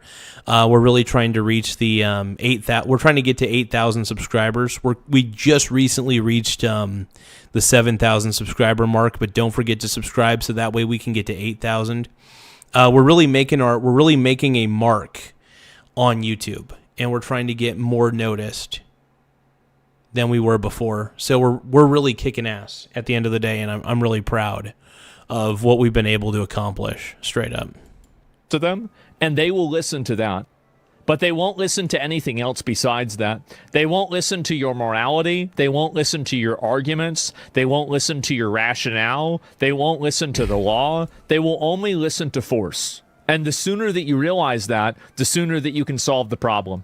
How long have we been around That's it. this neighborhood? Just maybe, 2 hours? It's pretty obvious. So, we're just seeing things. Do you think seeing this will sway more normies? Yes, ma'am. To some extent, yeah, I think so. Take care, guys. Go home to your mom. Go home to your mom. You see, it doesn't help. It doesn't change anything. They don't think differently. They're not listening to what she's saying. There's nothing, or what he's saying. There's nothing that's going to happen or change anything. All they do is they repeat the same bot programming over and over until they leave. That's it. You cannot argue. What's your appropriate punishment? The whistleblowers, some of them, if any of them were impeding an investigation or aiding the criminal, then I would just charge them with basically being an accessory to whatever crime the criminal was committing while they were trying to get away. Because I think that's basically what they were doing. And was facing calls to resign after he demanded leftists continue protesting. Oh, is he crashing out? Who's this? American people have the First Amendment right to observe ICE operations. The American people have the First Amendment right to peacefully photograph ICE operations. The American... Oh, yeah. And by the way, people, you're able to, as a citizen, completely videotape those. If they see, for instance, if you're impeding the investigation by interfering in the investigation, that's a different story. If you interfere in an ICE investigation, that's interference in a federal investigation, right? Now, granted, if you're taking video and photograph and you're staying out of their way when they're doing their investigations, that's completely reasonable. There's nothing wrong with that. Feel free to do it. But at the same time,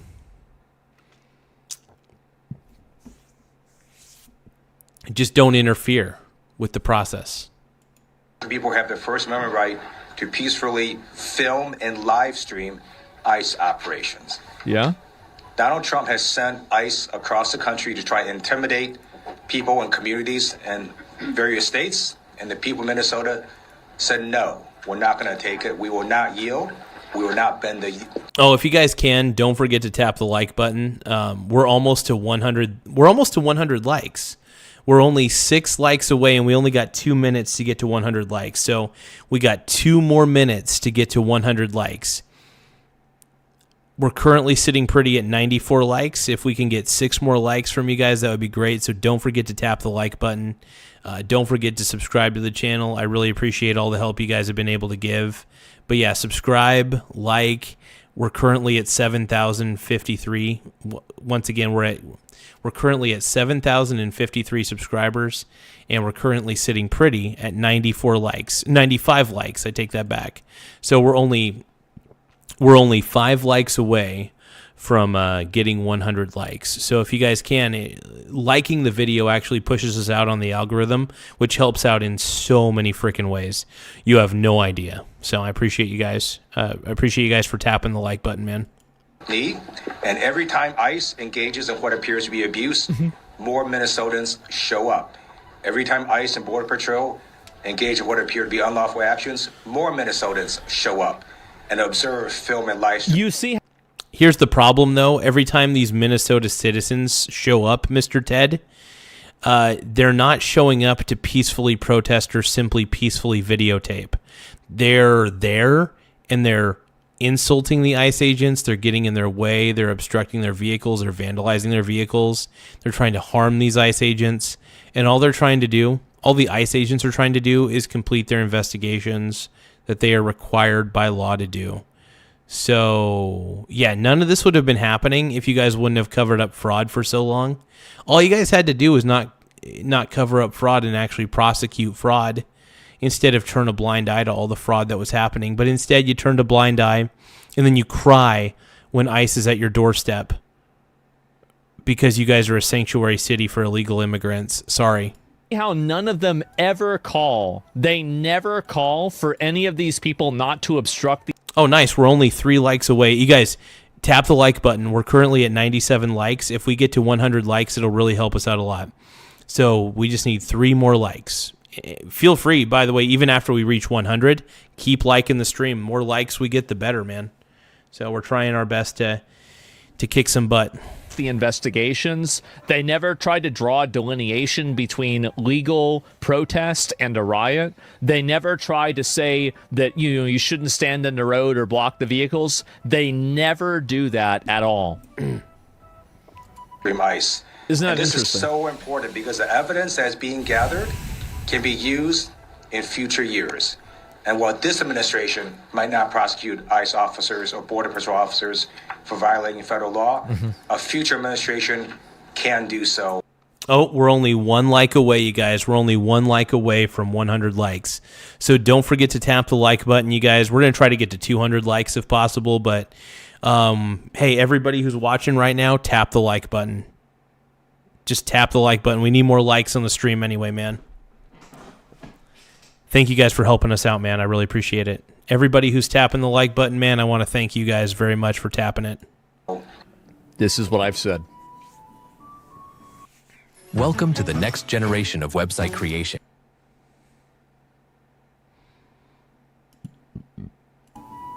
This is what I've said. If you give these people the keys to the castle, they will use it.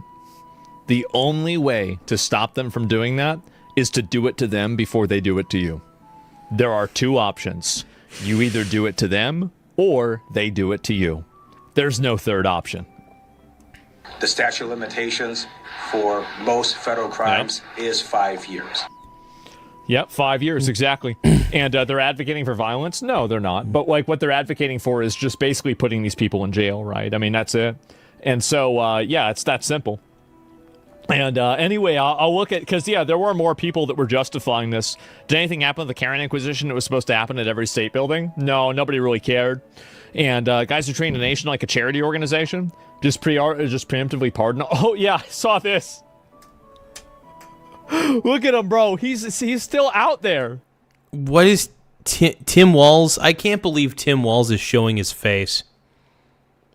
If I was Tim Walz, I would just be holding my head in shame, resigning. He needs to resign. Tim Walz needs to absolutely put down the badge. Put down the badge. But no, Tim Walz needs to absolutely resign. And you guys can tell me otherwise, and I don't really give a shit. But Tim Walz has embarrassed Minnesota long enough. If I was a Minnesotan, I would be embarrassed that Tim Walz is my governor. I'd be very embarrassed by that fact. Tim Walz is one of the worst governors I've ever seen in my life. He really is terrible. Don't forget to subscribe to the channel, you guys. If you can, please subscribe to the channel. It really does help the channel grow. Let's keep watching. He's still out there. Served on the China Commission in Congress, ironically enough, as co-chairman Marco Rubio. We used to bring in Chinese political prisoners, and we would ask them, when we speak up and call out your government, is it bad? And they said, well, in the short run it's bad because they torture us. But if you don't speak up, they will torture us and forget about us. And the idea is right now... So this guy's trying to say that the Chinese government is like ICE? ...is we have to be speaking up. Yeah. We have to. Is that right? Yeah. You are doing everything, and our neighbors are doing everything. And I can't stress enough on this.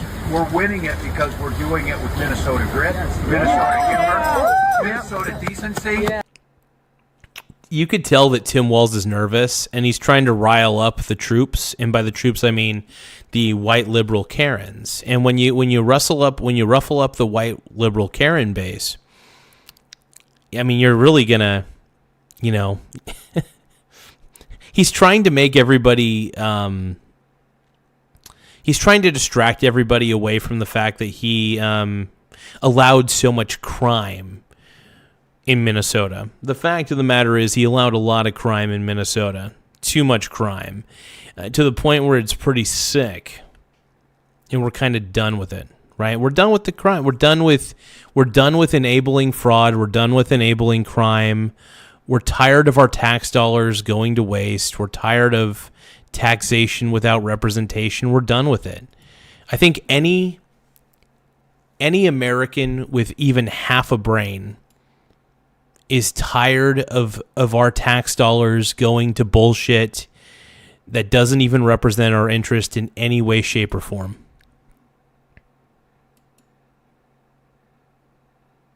That is something that we are all absolutely done with.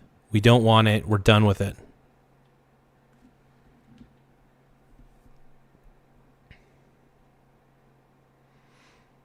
Happy poop, yum yum. Happy poop, yum yum. Happy poop, yum yum. Oftentimes talk about this, and I know people... Minnesota decency is like fucking throwing food at them and telling them to kill themselves, and then screaming like a banshee and blowing a whistle for like an hour. We're discussing this a lot. I spent a lot of time with John Lewis on nonviolent resistance. The resistance matters.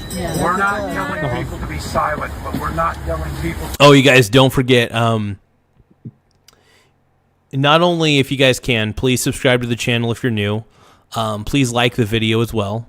And in the next 20 minutes, we're trying to get 33 gifts. We're trying to get 33 gifts in 20 minutes. Once again, we're trying to get 33 gifts in 20 minutes. If we can get 33 gifts in 20 minutes, I will thank Tim Walz for my success on YouTube. Once again, I will thank Tim Walz for my success on YouTube if I get looks like 33 gifts in 20 minutes, which will be very, very sexy. So we'll see what we can get, man. 33 gifts in 50 minutes. Or not, sorry. In 30 minutes? 20 minutes. 20 minutes, my bad. The go out and cause problems, we're going to cause good trouble. Served on the China. Man, I cannot wait for this guy to get arrested. I can't. If that Tim Walz is likely going to get arrested. He has to. Tim Walz is really just a huge piece of garbage. And let's listen to that again. I want to listen to that again. I want to hear exactly what Tim Walz is saying. We're going to listen to that message in its entirety. We're going to do a bit of an instant replay here. Let's see what this moron is saying, this queef. When we speak up and call out your government, is it bad? And they said, well, in the short run it's bad because they torture us. But if you don't speak up, they will torture us and forget about us. And the idea is right now... So this guy's trying to say that the Chinese government is like ICE? ...is we have to be speaking up. Yeah. We have to. Is that right? You are doing everything, and our neighbors are doing everything. And I can't stress enough on this. We're winning it because we're doing it with Minnesota grit, Minnesota humor, Minnesota decency. Oftentimes talk about this, and I know people... Minnesota decency is like fucking throwing food at them and telling them to kill themselves? And then screaming like a banshee and blowing a whistle for like an hour? We're discussing this a lot. I spent a lot of time with John Lewis on nonviolent resistance. The resistance matters. We're not telling people to be silent, but we're not telling people to go out and cause problems. We're going to cause good trouble. Served on the... Man. We're going to cause good trouble is what he said. Dude, Tim Walz...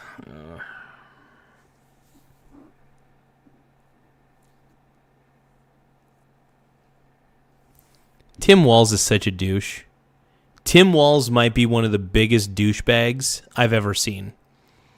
And I hope, with every ounce of my fiber, that the impeachment process happens ASAP in Minnesota. I hope with every ounce of my being that the impeachment process happens as quickly as possible to get this megalomaniac off of the governor's seat. And I mean that completely. He's a creep, dude. I can't stand Tim Walz. That guy just gives me the heebie-jeebies. But don't forget, please subscribe to the channel, you guys. The more subscribers we get, the more it pushes us out on the algorithm. It really helps us out. So don't forget to subscribe, and if possible, like the stream as well. Thank you guys for all your efforts. We're going to keep watching more stuff. We're going to watch more clips. We're going to react to a few more clips. I cannot wait for this guy to get arrested. I can't. If that happens, I am going to be so happy. Sail across the oceans Same, in brother. one of the world's most... Same.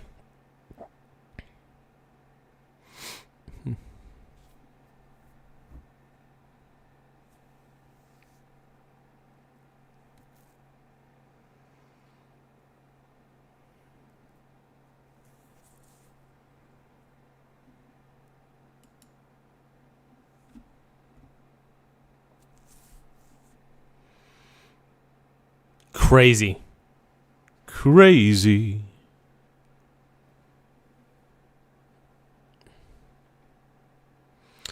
No, but one thing I gotta say, man, I think that Tim Walz creeps me the fuck out, dude. He's a strange man, dude. Okay, looks like we might be getting Greenland, you guys. So, Asmund Gould is asking, what the F is happening? Hey, Trump is going scorched earth on Davos. What's this? Canada gets a lot of freebies from us. By the way, they should be grateful also, but they're not. I watched your prime minister yesterday. He wasn't so grateful. But they should be grateful to us. Canada lives because of the United States. Remember that, Mark, the next time you... He's basically saying, hey, the reason that you guys are even a functional country is because of the U.S. Because we actually don't believe in socialism and communism like you morons do. He's saying that because the United States cherishes individualism above collectivism, that's why we're successful. And the reason that Canada is successful in any way, shape, or form is because of the U.S. In a lot of ways, we defend Canada. So Canada would be screwed in a lot of ways without the United States. Just saying. Make your statements. Just says his fucking name. Jesus. He sounds like a mob boss? No. Us. Canada, grateful to us. They should be grateful to us. That sounds like Palpatine. Palpatine. Oh my god. Oh my god, is Donald Trump Chancellor Palpatine? That is funny. That's a Trumpatine. That's a pretty interesting correlation to make, Asman. I appreciate that. Let's keep watching. That's Palpatine. I realized in that conversation that the United States is keeping the whole world afloat. Many places, I could give you 6, 7 places just in the people.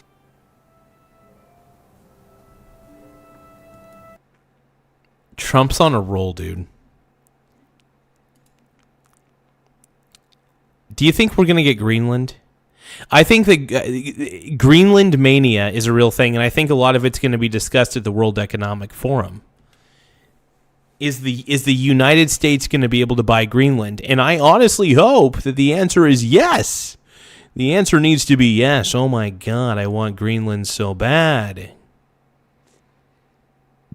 I want to hold you in my arms, Greenland.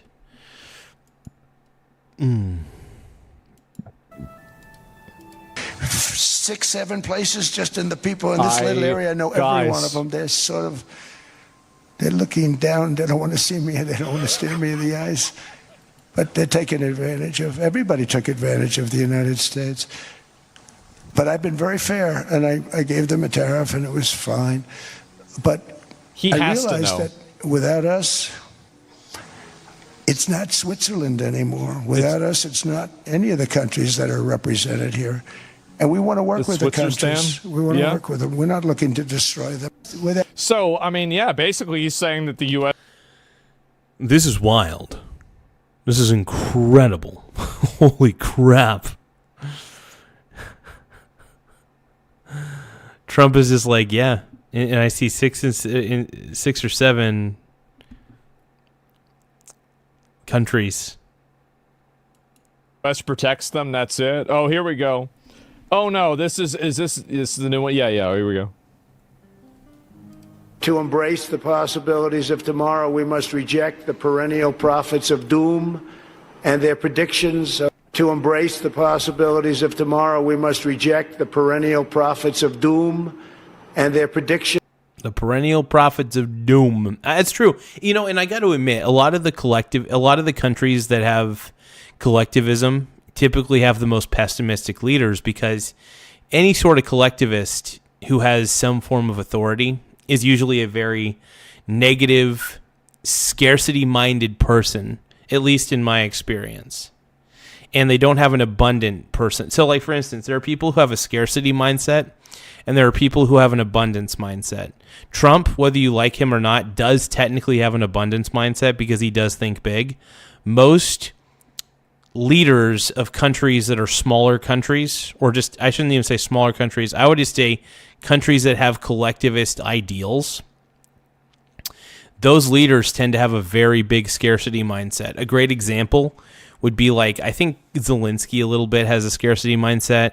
And also you see this in countries that have dictatorships, like Vladimir Putin, I believe, has a scarcity paranoid mindset.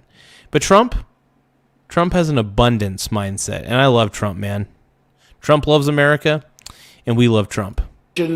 All praise the individuals, not the group.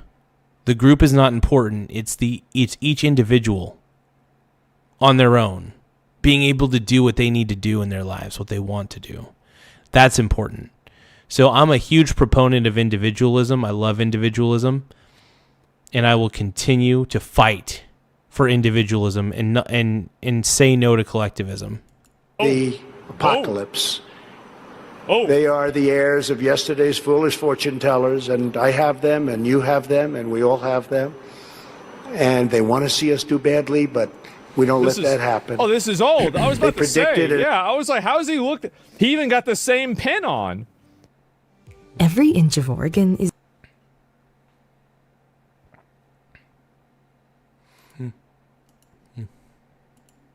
thought it was the new one.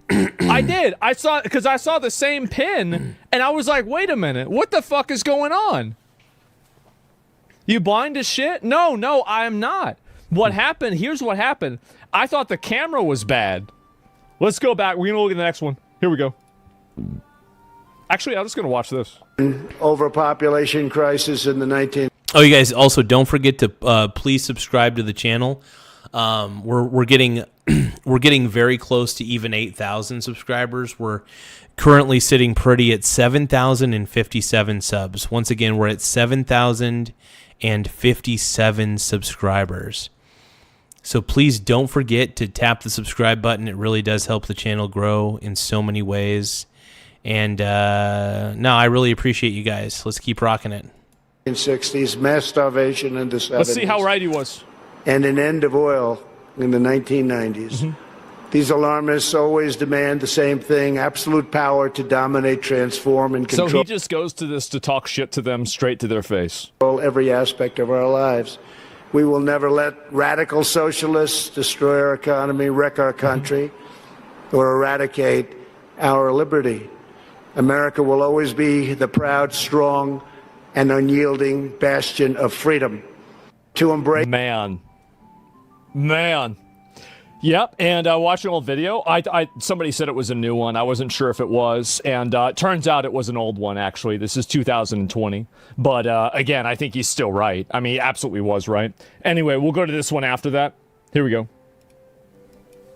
So now our country and the world face much greater risks than it did ever before because of missiles, because of nuclear, because of weapons of warfare that I can't even talk about.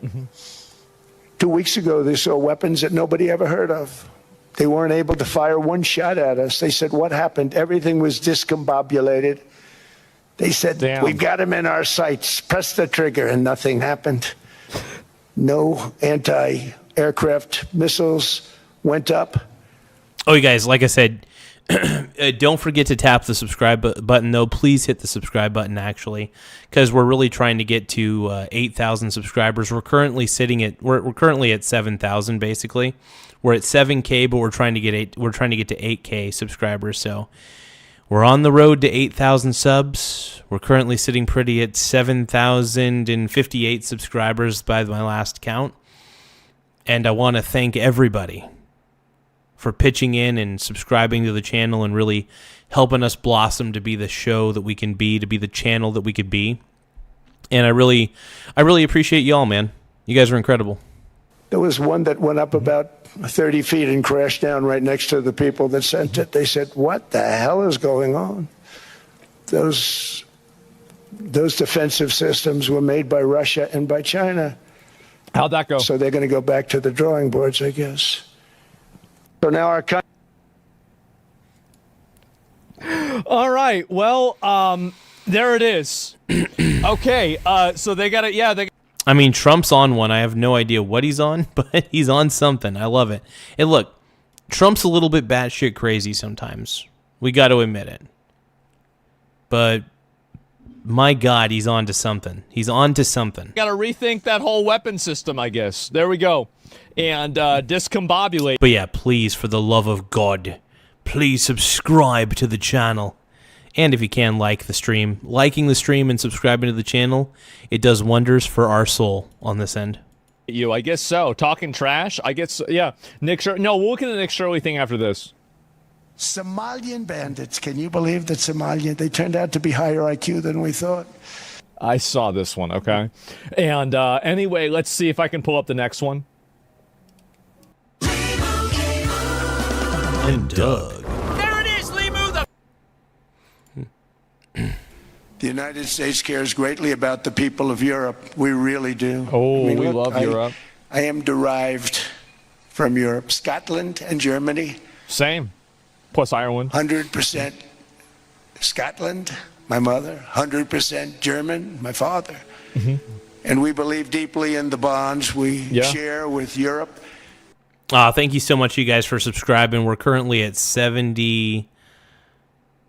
Oh, wow. 7,059 subscribers, yeah. We're at 7059, man. 7,059 subs, man. We're coming a long way. We're chugging along. We're coming along. Let's keep watching. As a civilization, I want to see it do great.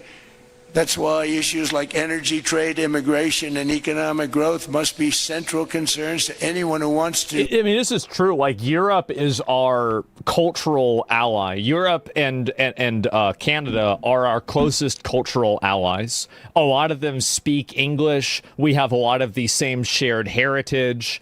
Like, really, I mean, these are three. I mean, Asmund's not wrong. Overall, I mean, Asmund's fairly correct on this one, man. I got to agree with my boy Asmund. Like, that's the case, right? I mean, a lot, like, I'm German, I'm, like, mostly German, but, like, also Irish and Scottish, too. And oh, shit, my boy. So, technically, if we're going to go by ethnicities, I am surprisingly Mexican, 25%, with 25% Mexican heritage, 25% German, 25% Italian, I think. Well, maybe not Italian, I think 10% Italian and 10% something else. And then the rest is like French, Irish sort of thing. So it's funny, I'm part Irish, which is shocking. I mean, I do grow a red beard, so I guess it's not as shocking as one would think, but, you know, you got to grow the red beard at some point, my Boroni brothers. And thank you to Horse Mumbler. We're going to put Horse Mumbler back up on the screen. Horse Mumbler just subscribed to the channel. Horse Mumbler 1, thank you so much, my brony. You're the man. I just want to say thank you to everybody who subscribes to the channel, though. It's it really helps out quite a bit. And how am I 25% smart? Are you talking about the French Irish side of me? Does that make me 25% smarter? What are you talking about, bro? And so not. But yeah, believe it or not, I'm part Hispanic. I'm part Latino. I'm like 25% Latino, and I know that's hard for some people to believe, but you know, I'm a white Mexican man. I know it's shocking. I'm 25% bootlicker. No, let freedom ring. I'm 100% bootlicker. Give me those boots. Terrible. You guys are terrible, man. Quick, you guys got to stop calling me a bootlicker. I don't even know what bootlicker means. Can you guys please explain to me what that means? Not anymore. No, I think it's definitive. It absolutely is true. And a lot of people's ancestry, like at least all the white people here in America, I'd say probably 95% of the white people in America are actually European, right? Like, I mean, how did they get here? Did they spawn here?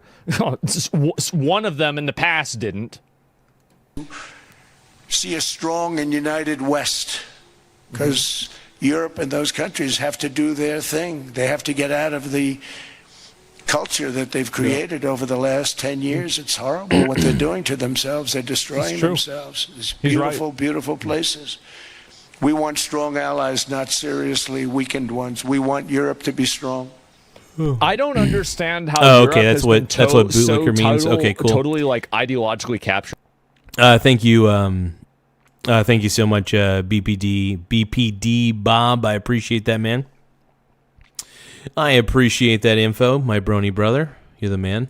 Because it feels like anytime that I see anything from Europe, and any of the like people protesting or anything like that, get it on, there's man. so many people that are in Europe that see how just chaotic it is bringing in all of these the illegal aliens, right? Women in power. Is it really that simple? Is it just women?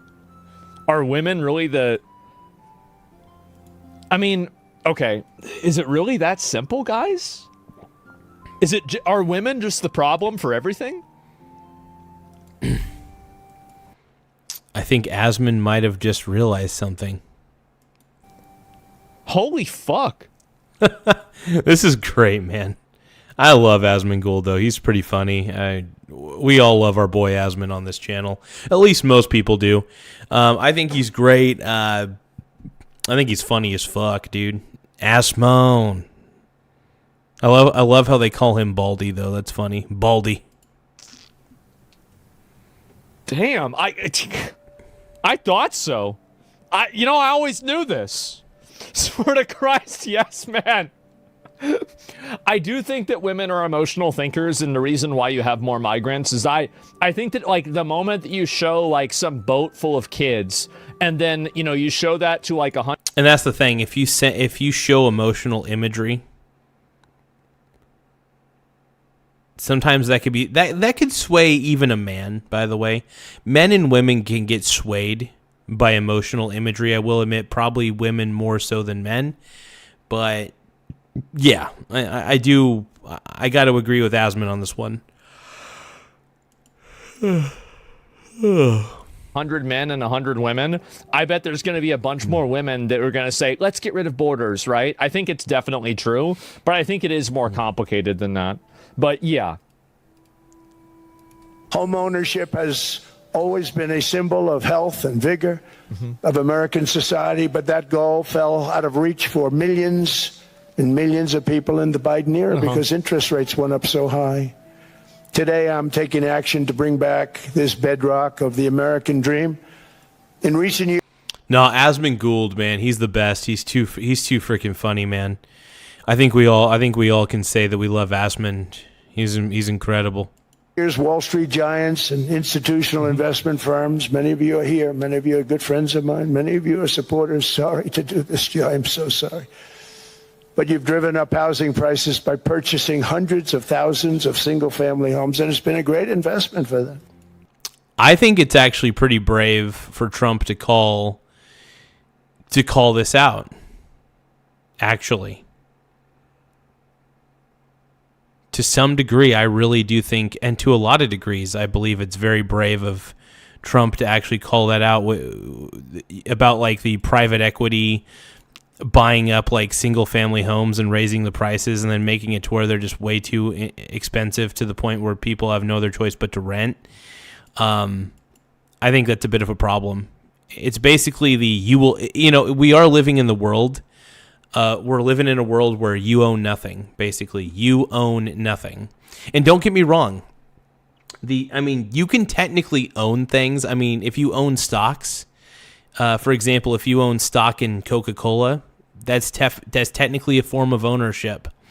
And so anything you can do to own things, stocks are the easiest thing to own because they don't take up a lot of space, obviously, because they're basic certificates of ownership. It's saying that, hey, you're an actual owner in this company.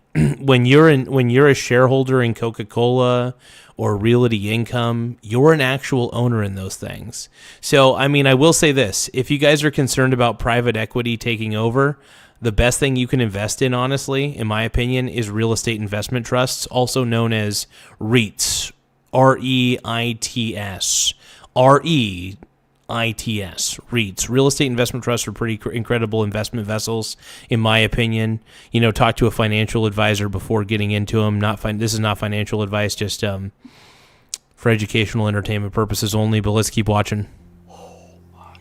Porn addiction turns high IQ men into silent underachievers. Oh, jeez. Not this porn addiction ad again. This is a level of winning I didn't think that we'd ever unlock. I didn't. This is crazy. I'm so happy to see this.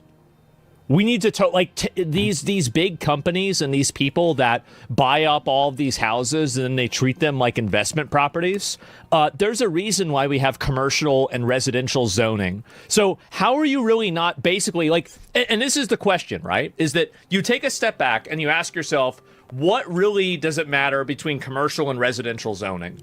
Well, when you have all of these houses and they're being used as commercial assets to just be rented out infinitely, is that basically not residential? I don't think it is.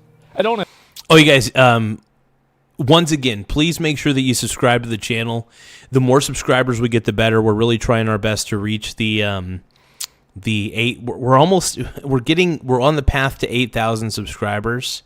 We reached 7,000 subscribers last night, which was incredible. But make sure that you guys tap the subscribe button because the more subscribers we get, the better. It pushes us out on the algorithm, allows more people to hear our message, to hear this show.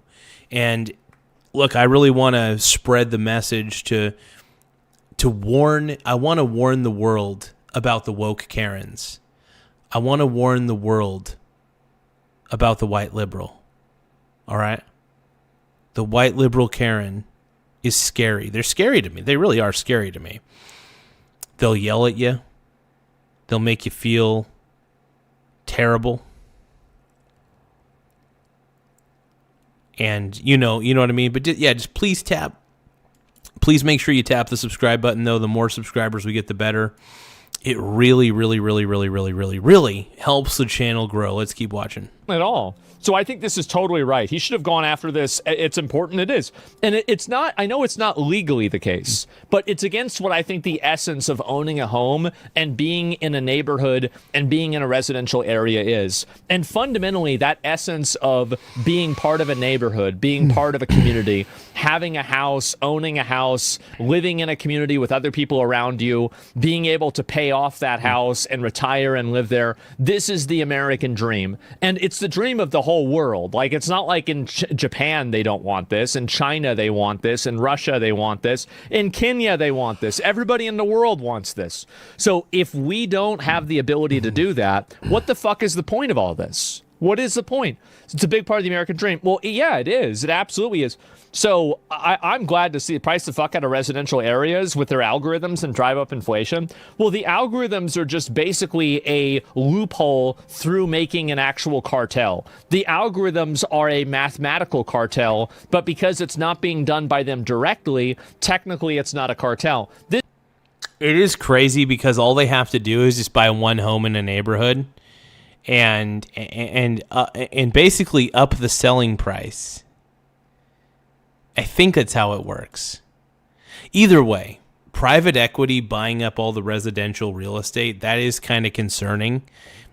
And they could price it at whatever price they want to price it at, which is scary. It's a scary thought, man. I mean, they're essentially profiteering off of this.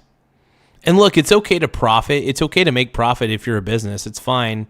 But it really sucks when the business is making profit in unethical ways, like where they're screwing over their customers or just making life difficult for everybody. And it's just not a good thing. So, yeah. This is crazy, though, man. Trump is really calling this out.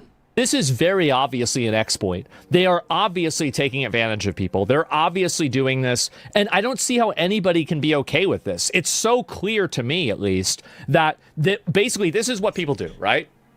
They buy up these houses and then they use them as rental properties and Airbnbs. Like, I looked at Airbnb Austin. And I saw everywhere in my area, there were just 1 million fucking people that had Airbnbs. Like, I swear to God, there's almost more of it. Like, on every street, there was like 2 Airbnbs. What the fuck is going on? Well, I'll tell you what's going on. It's that they're buying up these houses, they're renting them out incrementally, and they're making way more money by it. I think this is ridiculous. It has to stop. Yeah, it has to fucking stop.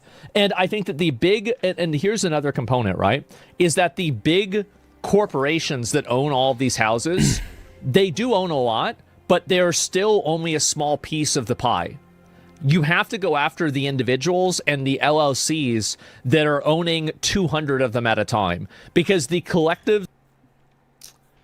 I mean, here's the thing. As much as I want to agree with Asman on this one, I kind of can't. And I'll tell you why. If a company wants to buy up residential property and they have the capital to do so, technically they can. There's nothing truly illegal about that. And to be honest, I think it would be a violation to make a law preventing any sort of company of any kind from purchasing residential real estate. I don't know what kind of rules you'd have to put in place to prevent to at least make it a fair playing field. I don't really know what you would do or what you can do to make it a fair playing field, because obviously, for example, like real estate investment trusts like Realty Income have no problem getting a loan at virtually like at a very low interest rate because it's Realty Income. the place that they're borrowing it from, they know that Realty Income is going to be able to pay it back. But if you, Joe Schmo, borrow some money to get a house, you're going to have a much higher interest rate to deal with and everything else. It's just chaos. So one of the reasons why I don't want to pursue owning a home, owning real estate, is I think it's really a bad idea. I think it might be one of the worst ideas you could ever do. Back in the day, it was a smart idea. Like if we're talking about 10 years ago, it was a smart idea. Nowadays, bad idea. Terrible idea nowadays. And I'm not kidding, man. Terrible idea nowadays. I think it's a bad idea to buy a home today, in today's era. Without a doubt. And like I said, I'm being serious. I'm not even joking when I say that. I think buying a house with how inflated the prices are, it's honestly financial suicide. I think you're better off, in my opinion. This is not financial advice, but in my opinion, I think you're better off just owning stocks. I think you're better off just owning stocks, holding on to a little bit of gold and silver just for the hell of it, and calling it a day. That own like 100 or 200 at a time. I think it's no, here's the thing. Home ownership is a lie. By the way, if you have a mortgage on your home, so like let's say you buy a home with a 30-year mortgage. Did you know that by all technicality that home is not your home? It's the bank's. It is the bank's home. Because when there is a mortgage on that home, you, by all technicality, don't own that home. So anybody who says that they want to own a home but is getting a 30-year mortgage, they don't own the home. You do not own the home until that entire mortgage is paid off. And if that mortgage is not fully paid off, or it gets delinquent, even if you're like 90% of the way through, as far as I know, that house belongs to the bank. So don't tell me that home ownership is real, because home ownership is fake. Fake. I'm going to say it again. Home ownership is not real if you're getting a fucking mortgage, because the mortgage means that the home really isn't yours. It's technically the bank's until you pay off the mortgage. And you want to know what I say to that? One of the reasons why I will always be wealthy and will be able to retire a lot sooner than everybody else in my age group is because I chose to invest in stocks. And I chose to have a very diversified portfolio of stocks, bonds, and commodities. I'm serious. Now I do own real estate, by the way. Technically, indirectly. So I own real estate investment trust, and what a real estate investment trust essentially is it's a company that buys real estate, owns real estate, and then they lease out that real estate to other companies or other individuals or whatever entities are out there. So real estate investment trusts are a way to get exposure to the real estate sector without actually having to purchase your own home and have to borrow money. So when I buy shares of Realty Income, I'm actually an owner of the company, right? I will tell you this: if you want to be ahead of the curve, invest in stocks, invest in bonds, and bonds are not a real investment in my opinion, but it's good to have some bonds in your portfolio. Commodities, gold and silver are a great example of commodities that I think everybody should have in their portfolio.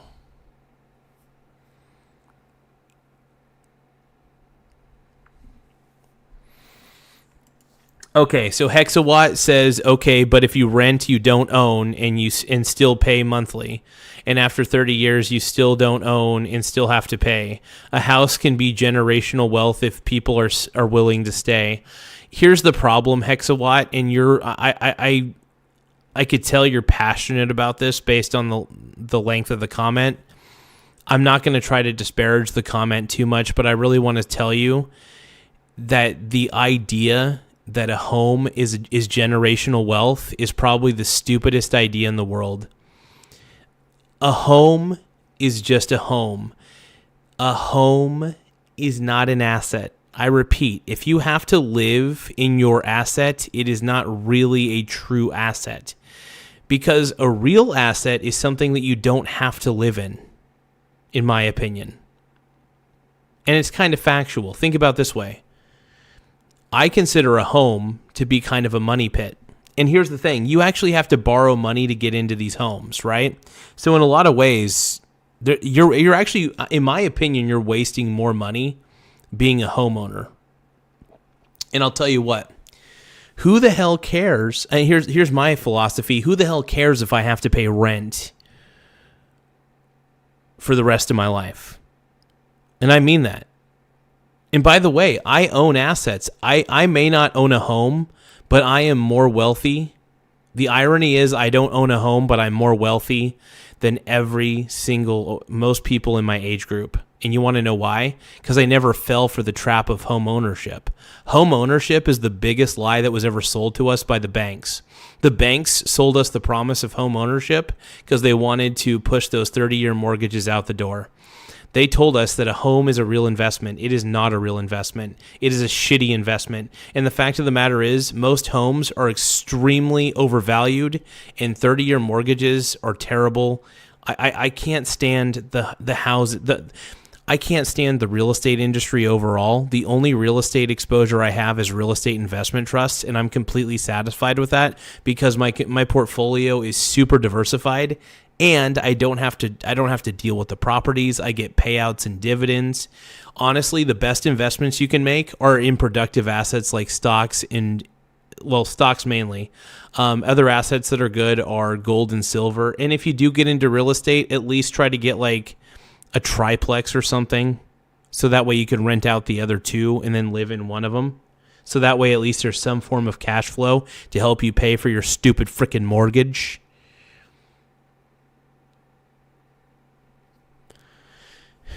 I will tell you this, though. A home is a money pit. I will say this. I'm extremely happy with the fact that I have a very diversified portfolio of stocks, and I constantly get dividend payouts all the time. I use those dividends to pay for my rent. Believe it or not. Not all the time. I choose to I actually choose to reinvest my dividends, to be honest. So what I typically do, I reinvest my dividends.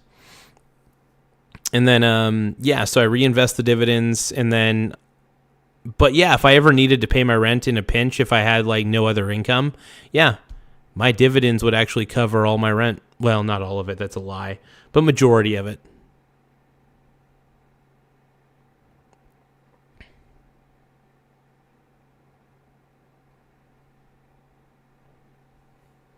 Yeah, by the way, Horse Mumbler 1, there are times.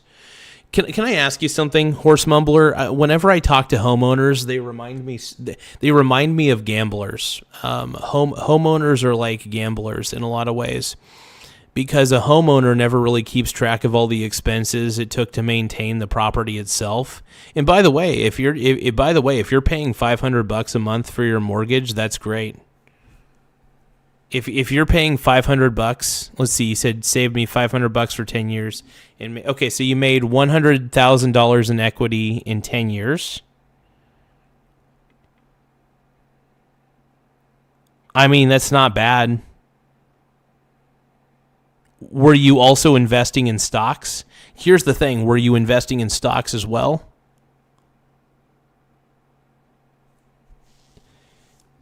Because the problem I see that you're talking about is that if you own a home, okay, fine, good. You own a home if you got it for a really good deal.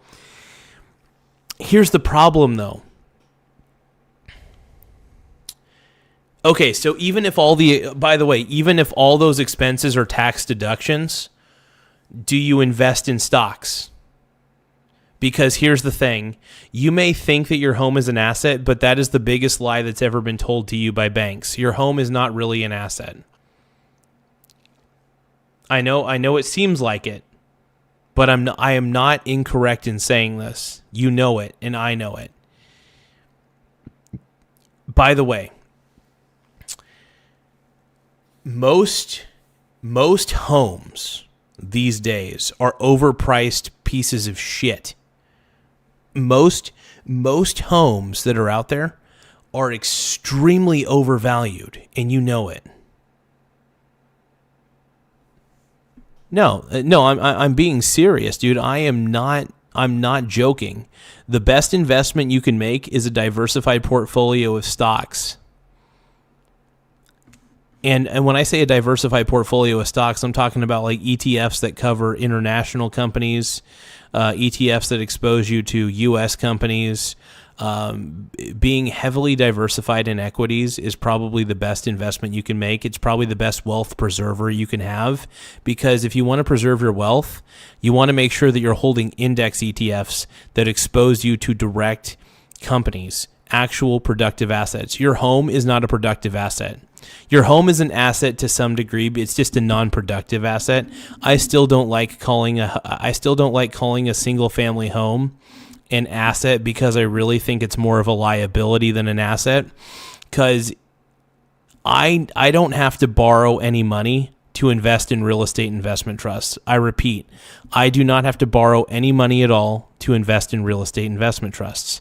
I don't have to borrow any money to invest in Coca-Cola or any of the actual productive assets that I want to get into.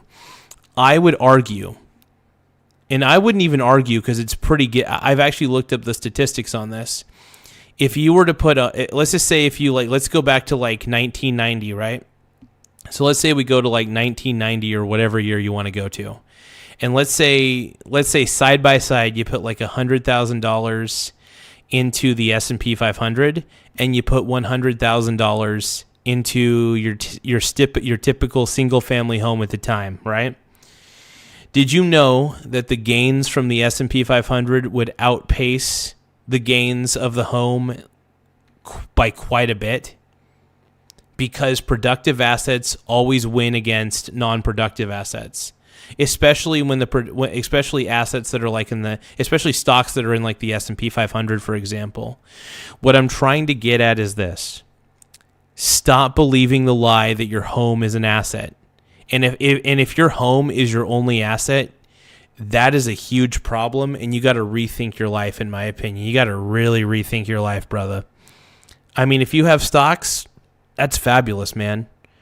But if your single family home is your only investment, that is a huge problem, and you got to reevaluate your life, man.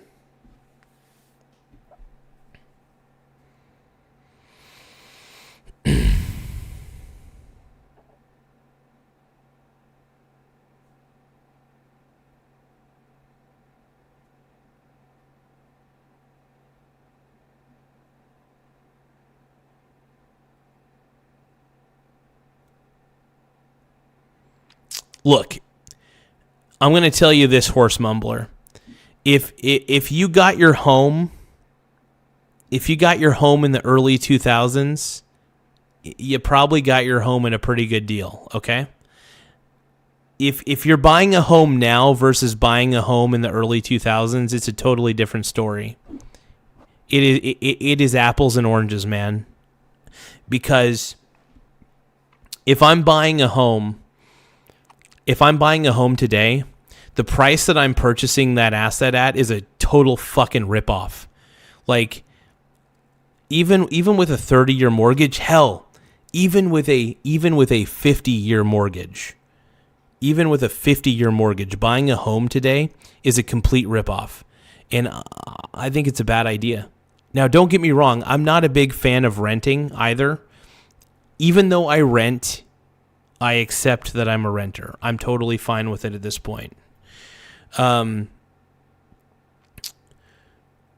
thing I can say is this. Like I said, I don't mind renting. I think renting is totally fine. The only time renting is not fine is if you're not investing in stocks. If you don't have a portfolio of stocks and you're just paying rent, I mean, you got to pay rent, obviously. What I'm trying to say is, if you're not taking the extra money that you have left over from working If you're not investing it, you got to invest that money. You got to, and here's the thing. I love how people say, well, what if I don't want to be an investor? What choice do you have, right? If you want to get money, you either work for it or you don't, right? If you want to make it to where your assets pay for your existence, you got to work for your money. Then you take the extra money that you have and you invest it into assets that pay you, like stocks that pay a dividend, for example, and then you buy and hold those stocks. And then the dividends that you get, the dividends that you receive will grow over time depending on the companies that you invest in. If they're high quality companies that have good cash flows and are consistently growing and are inflation proof basically, then sure, the dividend's going to grow over time and it's going to keep up with any rent increases. One of the reasons I love investing in dividend stocks and having a very diversified dividend portfolio is the fact of the matter, I get to receive dividends that are always growing over time, so I'm always able to pay my rent and always keep up on that. Yeah. But yeah, you horse mumbler, you don't, here's the thing, I'm not a big fan of DRIP either, dividend reinvestment plan. Now what I do is I take the dividends and I tend to invest those dividends that I receive into some other ETF that I may not have, or some other individual stock that I may not have in my portfolio that should be there, that I should add to it. The goal for me is to always spread out my risk to the nth degree. I am always trying in every way, shape, and form to diversify my portfolio. And I think having a diversified portfolio of stocks and various ETFs, exchange-traded funds, which are also stocks, by the way, but having a variety of ETFs and individual stocks in my portfolio is what allows me to sleep at night. It allows me to sleep at night and feel good about my existence, at least feel good about my financial situation.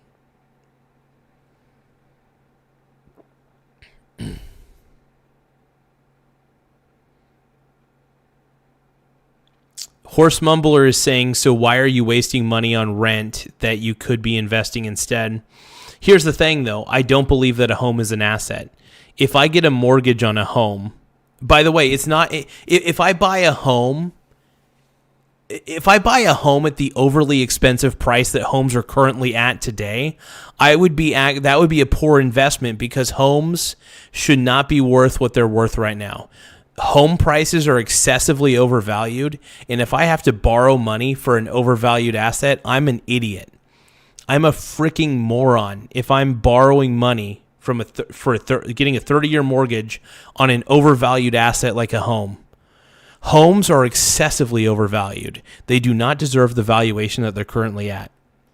I will always choose. And by the way, my rent is, I don't really pay that much in rent, because I pick and choose where I rent, and I'm very good at figuring out good prices. So it's not hard to find good places to rent, okay? I mean, sometimes it can be, but it actually can be sometimes. But I don't pay that much in rent. And you know what I do? Instead of looking for a home, instead of looking for a money pit, instead of looking for a place that I have to be tied down to, I just keep investing into my portfolio. My portfolio, my dividends can pay for the majority of my rent. My assets can pay for my liabilities. That's the whole point of owning a very diversified portfolio and taking the dividends if I choose to, which I don't always need to. But if I want to, sometimes I take the dividends and I use that towards rent.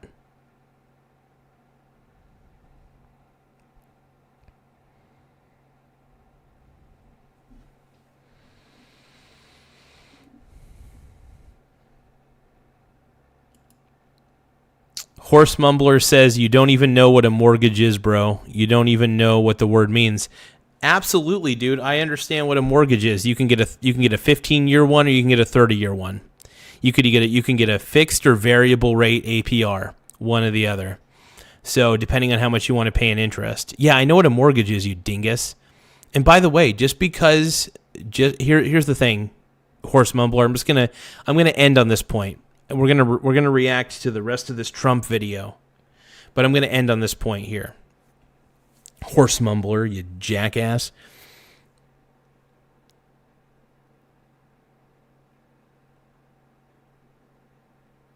Dude, Horse Mumbler, you do realize that I have an incredibly diversified portfolio, right? What would be the point of me trying to own a home when I have an incredible portfolio that I am more proud of my portfolio than any potential home that I will ever own?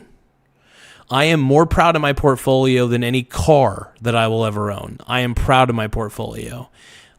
In fact, I would be ashamed of myself if I bought a house in this current housing market.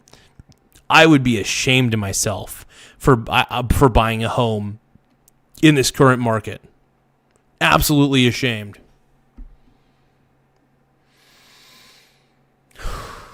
I'm getting heated, you guys. I'm getting heated.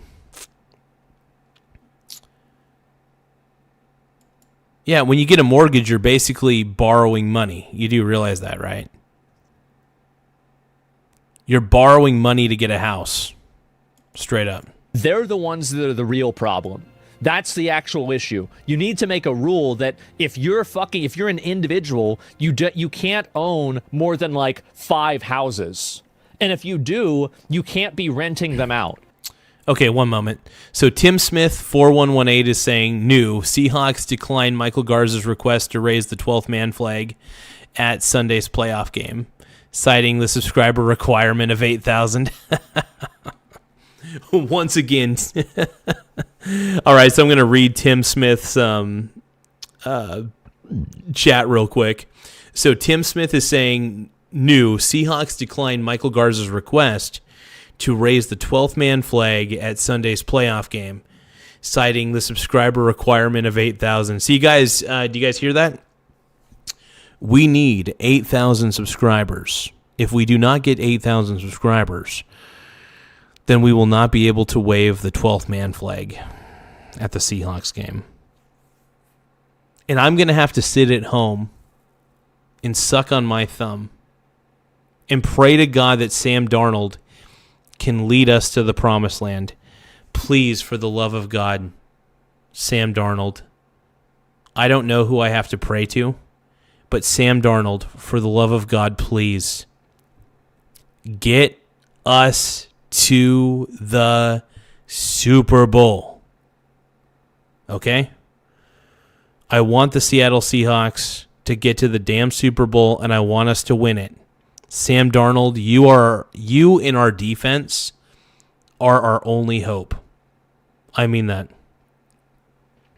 Sam, we need you to play at your best. Now, I'm a big fan of Sam Darnold, though. I think he's incredible. I think he's a pretty good quarterback, but he does tend to be a bit of a deer in the headlights sometimes. So I do have some quarrel with Sam Darnold from time to time. I'll admit that. You can buy 1 million houses if you want, but you can't use them as commercial assets. That's the issue. 2, I think 5 is reasonable. Who the fuck goes over 5? I think it's more like, yeah, I mean, really. I mean, like, okay, somebody has like 3 houses. Okay, sure. Somebody's a multimillionaire. They fly around the country. They've got 3 houses. Reasonable. Okay, sure, whatever. You've got a summer house. It's cheap. It's out in the middle of fucking nowhere.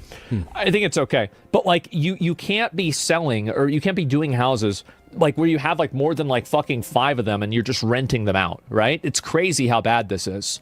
Increase your property tax. Yeah, it is crazy. Here's the thing, man. I still think I still think buying real estate, for the most part, is if you're an individual buying real estate, even for yourself, just for like one home, I think it's kind of a waste of time. If we're going to be honest, I think that the real assets, the best asset that you can invest in, first off, the best investment you can make is in yourself. Invest in your skills, invest in your abilities, keep reading, keep learning. Invest in yourself. The best investment you can make, and this is going to sound cheesy and corny, but really, the best investment you can make is in yourself. It really is that simple.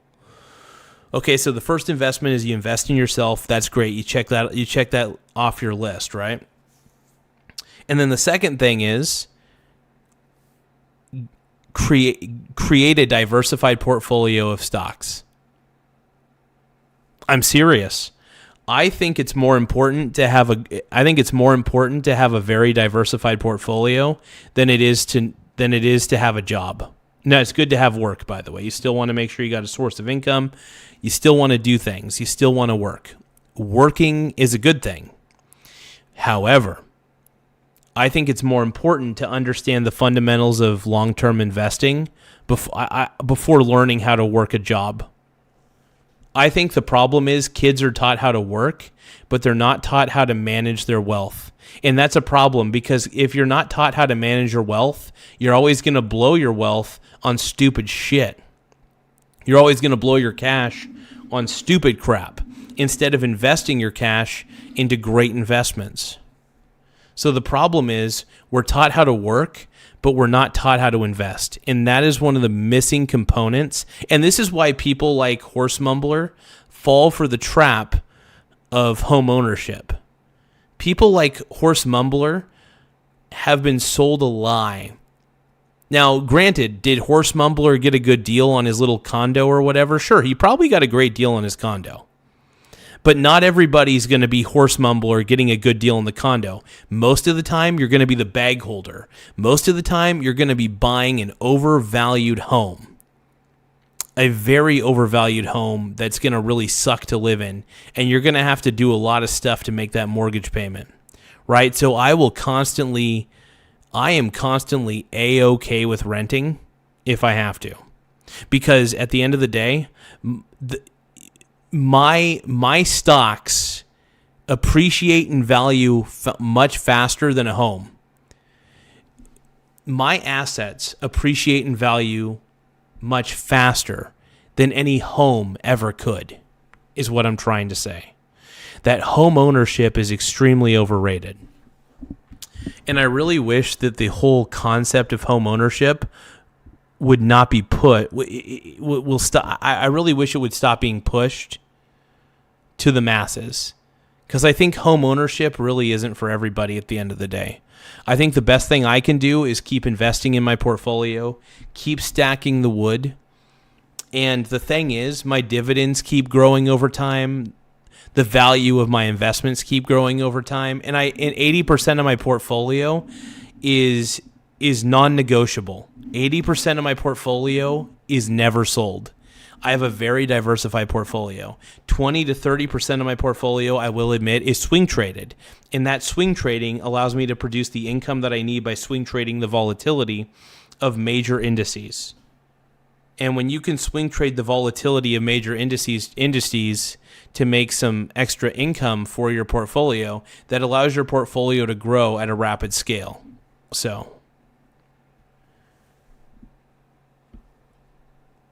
But yeah, I have no shame in renting. I have no problem renting an apartment because I don't really pay that much at the end of the day for my rent. My rent is extremely cheap, by the way. And because my rent is extremely cheap, I'm able to invest like a maniac. My portfolio is so diversified, it would make most people's heads spin. It really would, man. If people saw how diversified my portfolio was, they'd be like, dude, this guy's an insane man. This guy's cray-cray.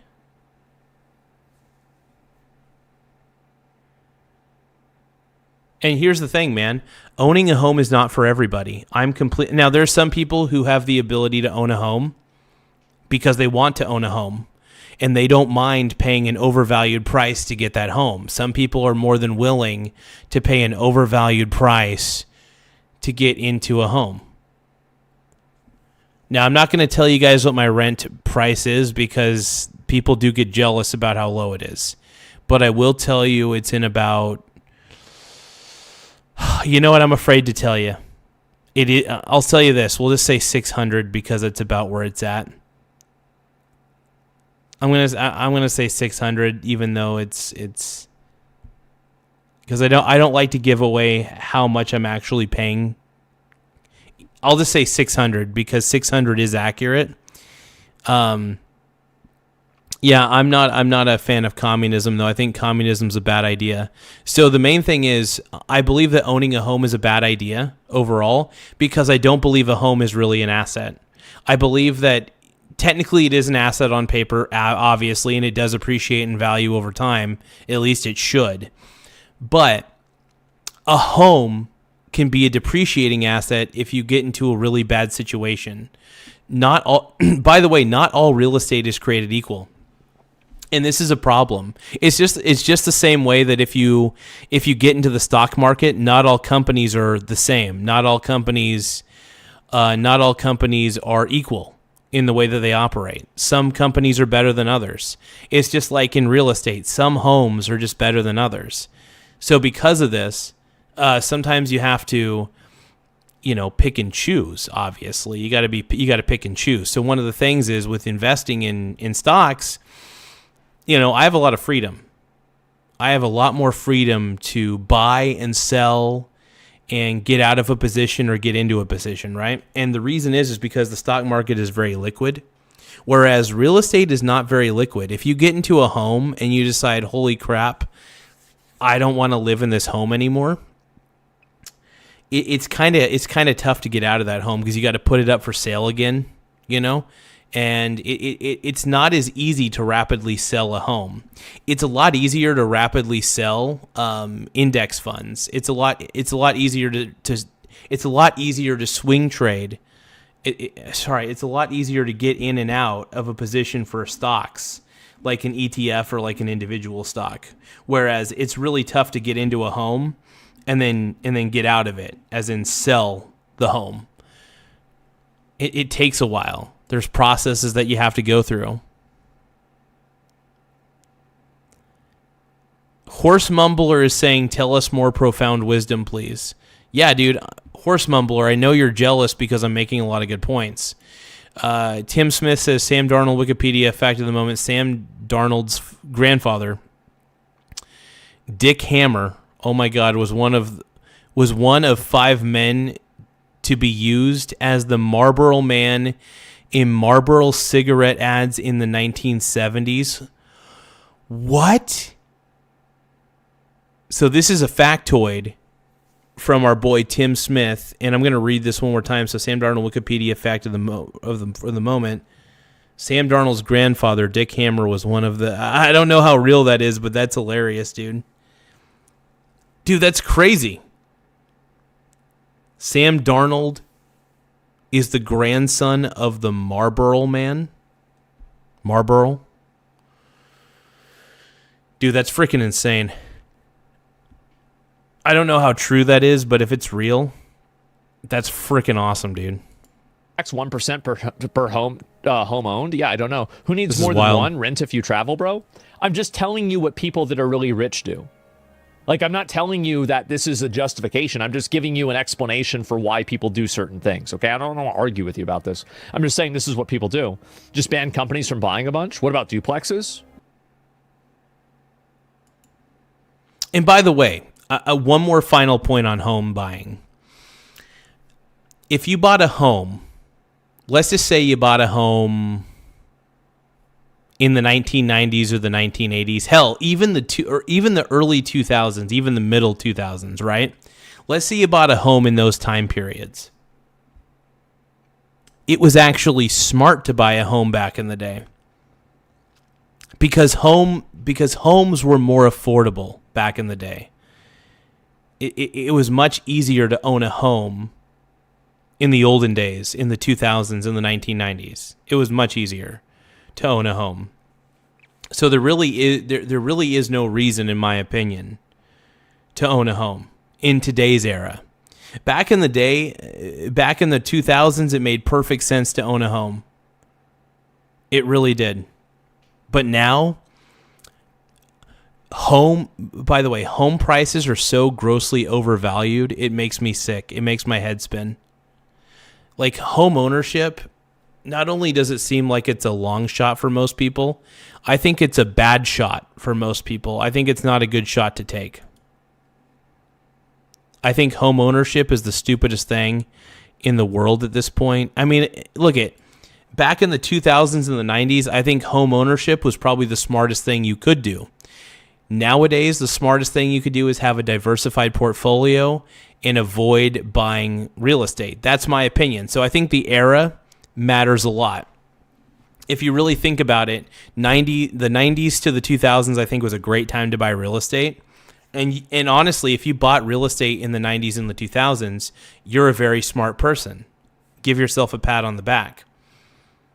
Now, in the current day and age, if you're buying a home in today's age, you are a fool, in my opinion, because home prices are extremely overvalued. The 30-year mortgage is a scam, in my opinion. 15 and 30-year mortgages are a total scam. And yeah, I mean, what's the point? If you're looking at this from a pure investor standpoint, buying a home in today's era is stupid because the asset is incredibly overvalued and misvalued. Real estate valuations, it's such an imperfect market, and chances are you're going to get ripped off when you're trying to buy a home.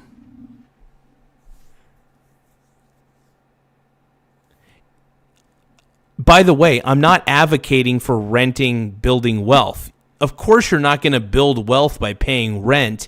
You build wealth by building up a stock portfolio, you numbnuts. Does anybody actually listen to me on this? Or does everybody have gooner brain?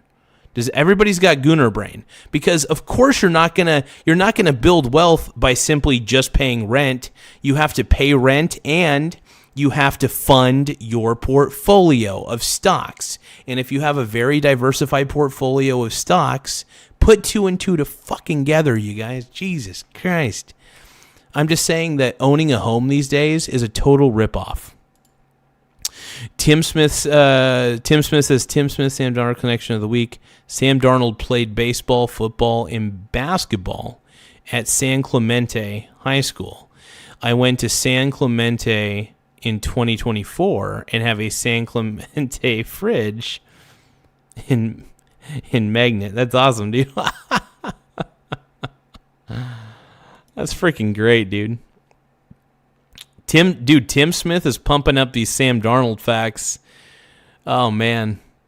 Dude, I got to admit that I am excited for this game.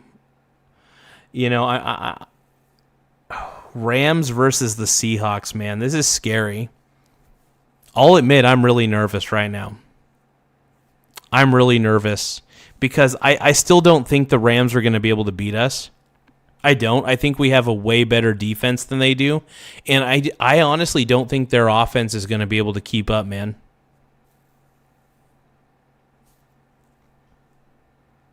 Laugh out loud. Okay, so Horse Mumbler 1 is saying Dunning-Kruger, bro. I know what the Dunning-Kruger effect is. Yes, I do. We're trying to get through to you, but it's real hard getting past a skull that thick.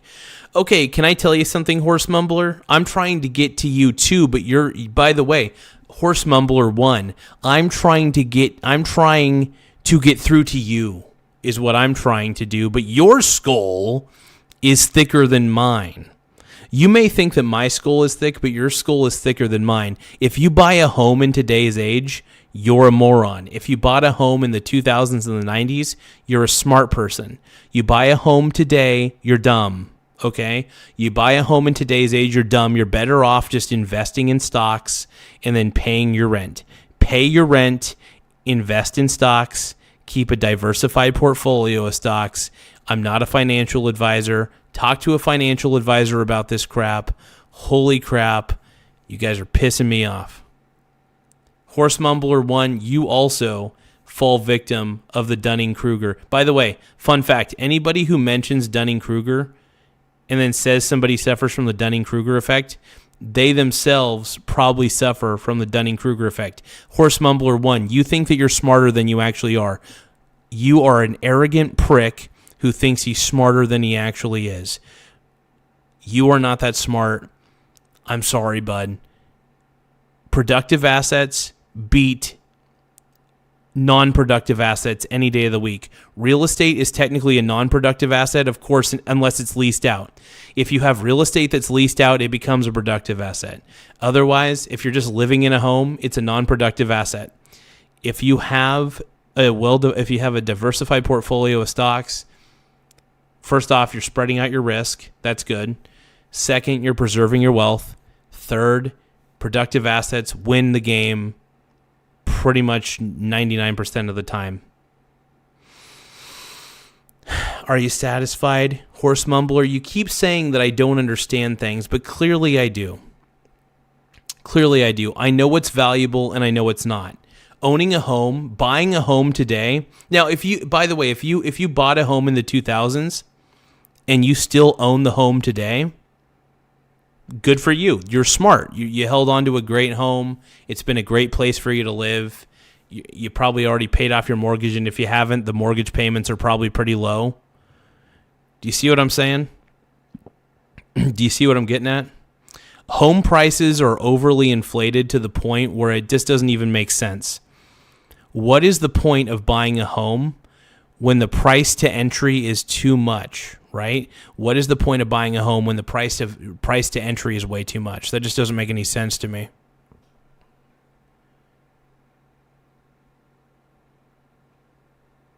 And that's my theory behind it.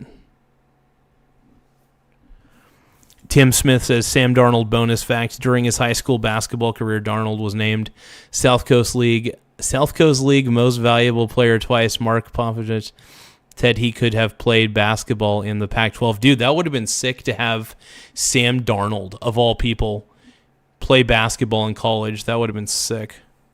Hell yeah. Sam Darnold's a big boy, too. What do you mean two? I never said two. Why would I ever say two? I'm not saying two. The problem is they're buying all of these houses, and then they're making people have to pay more money for them, and they're pricing everyone out. Often as much as 10% of houses on the market. You know, the crazy thing is a person can't get depreciation on a house, but when a corporation buys it, they get depreciation. Horse Mumbler, the reason this is depressing to you is because you know I'm right. If you search your heart and you search your frickin' mind, you know that I'm right, brother. You know it. You know that productive assets always destroy non-productive assets in appreciation over time. I love stocks. I love owning a well-diversified portfolio of stocks. My wiener gets so chubbed out because of how diversified my portfolio is. Okay, let's keep walking. Okay. Wow. I never even thought of that. I have never thought of that. Holy shit. Corporation buys it, they get depreciation. Okay. Wow. Let me hear what he said there. Often as much as 10% of houses on the market. You know, the crazy thing is a person can't get depreciation on a house, but when a corporation buys it, they get depreciation. Okay. Wow. Oh, wow. That's crazy. I That's never true. even thought of that. I have never thought of that. Holy shit. That's a loophole? That's obvious. I never thought about that. So wait, you're telling me that if I was a corporation and I bought some homes,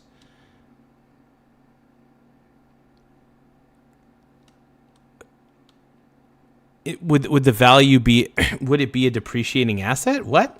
Over time? Because I thought homes, here's the thing, I thought homes appreciate in value over time.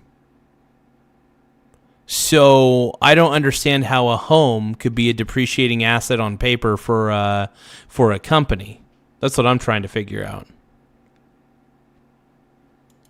A loophole. This is the kind of stuff that I'm talking about. There are just these exploits in the tax system and in the tax code that you can do this. It's bullshit. So, okay, let me explain. Some people might not understand. Horse Mumbler, by the way, I am smarter than you. Just to let you know. No, I'm just kidding. I'm sure that you're well studied in real estate. But have you ever heard the old saying that sometimes to a hammer, everything is a nail? And the same could go for me. Horse Mumbler, you're trying to convince me that a home is the ultimate asset. I'm trying to convince the world that stocks are the ultimate asset. We're trying to convince each other to buy assets, which I do think that productive assets win in the end and are way better, are a more worthwhile investment. But, to each their own. Understand this. So depreciation is, okay, so let's say here's your PS5, all right? And here's the one game that's for the PS5. So the year that you buy it, let's say it is $500, okay? The next year, it's $490. The next year, it's $480. Well, what these companies can do is they can use the depreciation and then write that off of their taxes and not have to pay as much money that they should, because now they're writing it off and they're able to not have to pay this. It's a tax cut. Yeah. So basically, this is a minus $10. This is a... I mean, there is always asset depreciation naturally, but I thought real estate goes up, though. I'm not too sure how this can truly be applied to the real estate game, but, we'll see here in a second. Minus $10. Why the fuck are they paying minus $10 on a residential home? It's a scam. It's actually a fucking scam. But normal people can't have depreciation on their house. And by the way, depreciation is when an asset degrades in value. So anybody knows this with amortization or any sort of like asset ownership inside of a large company. And again, large companies deal in 7- and 8-figure decisions for this all the time. So the fact is, and that's a small company. Big companies are 9 and 10 figures of depreciation. I'm not even serious. Cars also, yeah. Cars, another great example. Yes. If you're able... Oh, yeah. Cars are definitely a depreciating asset for sure. Tim Smith says sometimes real estate goes down, depends on where the home is located. That makes sense. That makes sense to me, at least. Able to write this off your taxes, if you're owning these houses, then you should absolutely be able to do that whenever you're doing this too. This is crazy. I'm fairly sure Old Donald has participated in this too. Old Donald has participated in this too. Good. Let's get some of... You know what we should do? We should have the... Teofimo Lopez versus Shakur Stevenson. The Ring 6, January 31st. Watch only on DAZN. You didn't start your business to...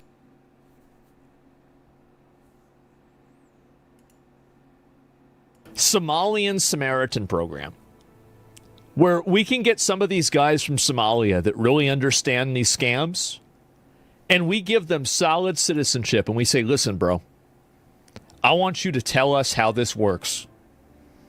I want you to break it down. I want you to make a flow chart and everything. Yep, the good Somalian Samaritan. That's hard to say. But have them do this, right? Catch me if you can. Yes, definitely. The good Somalian Samaritan. All right, so wait a minute. So you're saying they go on funny. WhatsApp, and then they do... Okay, so then they send it to this account, right? Okay, and then the account sends it back to their brother. Okay, and then their brother owns... Okay, so then there's the car, but then the car is registered in the LLC. Okay, that's in the LLC, but the LLC is in the mother's... Okay, I got it. All right. And then they write that off, and then they get the rebate from that. Okay, got it. And that's... Okay, guys, as much as I would love to react to more of this, I am extremely tired, and I got to go to bed for the rest of the night. I am up a lot later than I expected, but I do want to thank everybody. I just want to let everybody know we're currently at 7,062 subscribers, and honestly, I couldn't do it without you guys. You guys have been an incredible beacon of hope for this show, and just the fact that you guys even take the time to subscribe, I really appreciate it. So please, if you haven't subscribed already, please tap the subscribe button. It does help the channel grow in a lot of ways, and the more subscribers we get, the better. It does wonders for the body.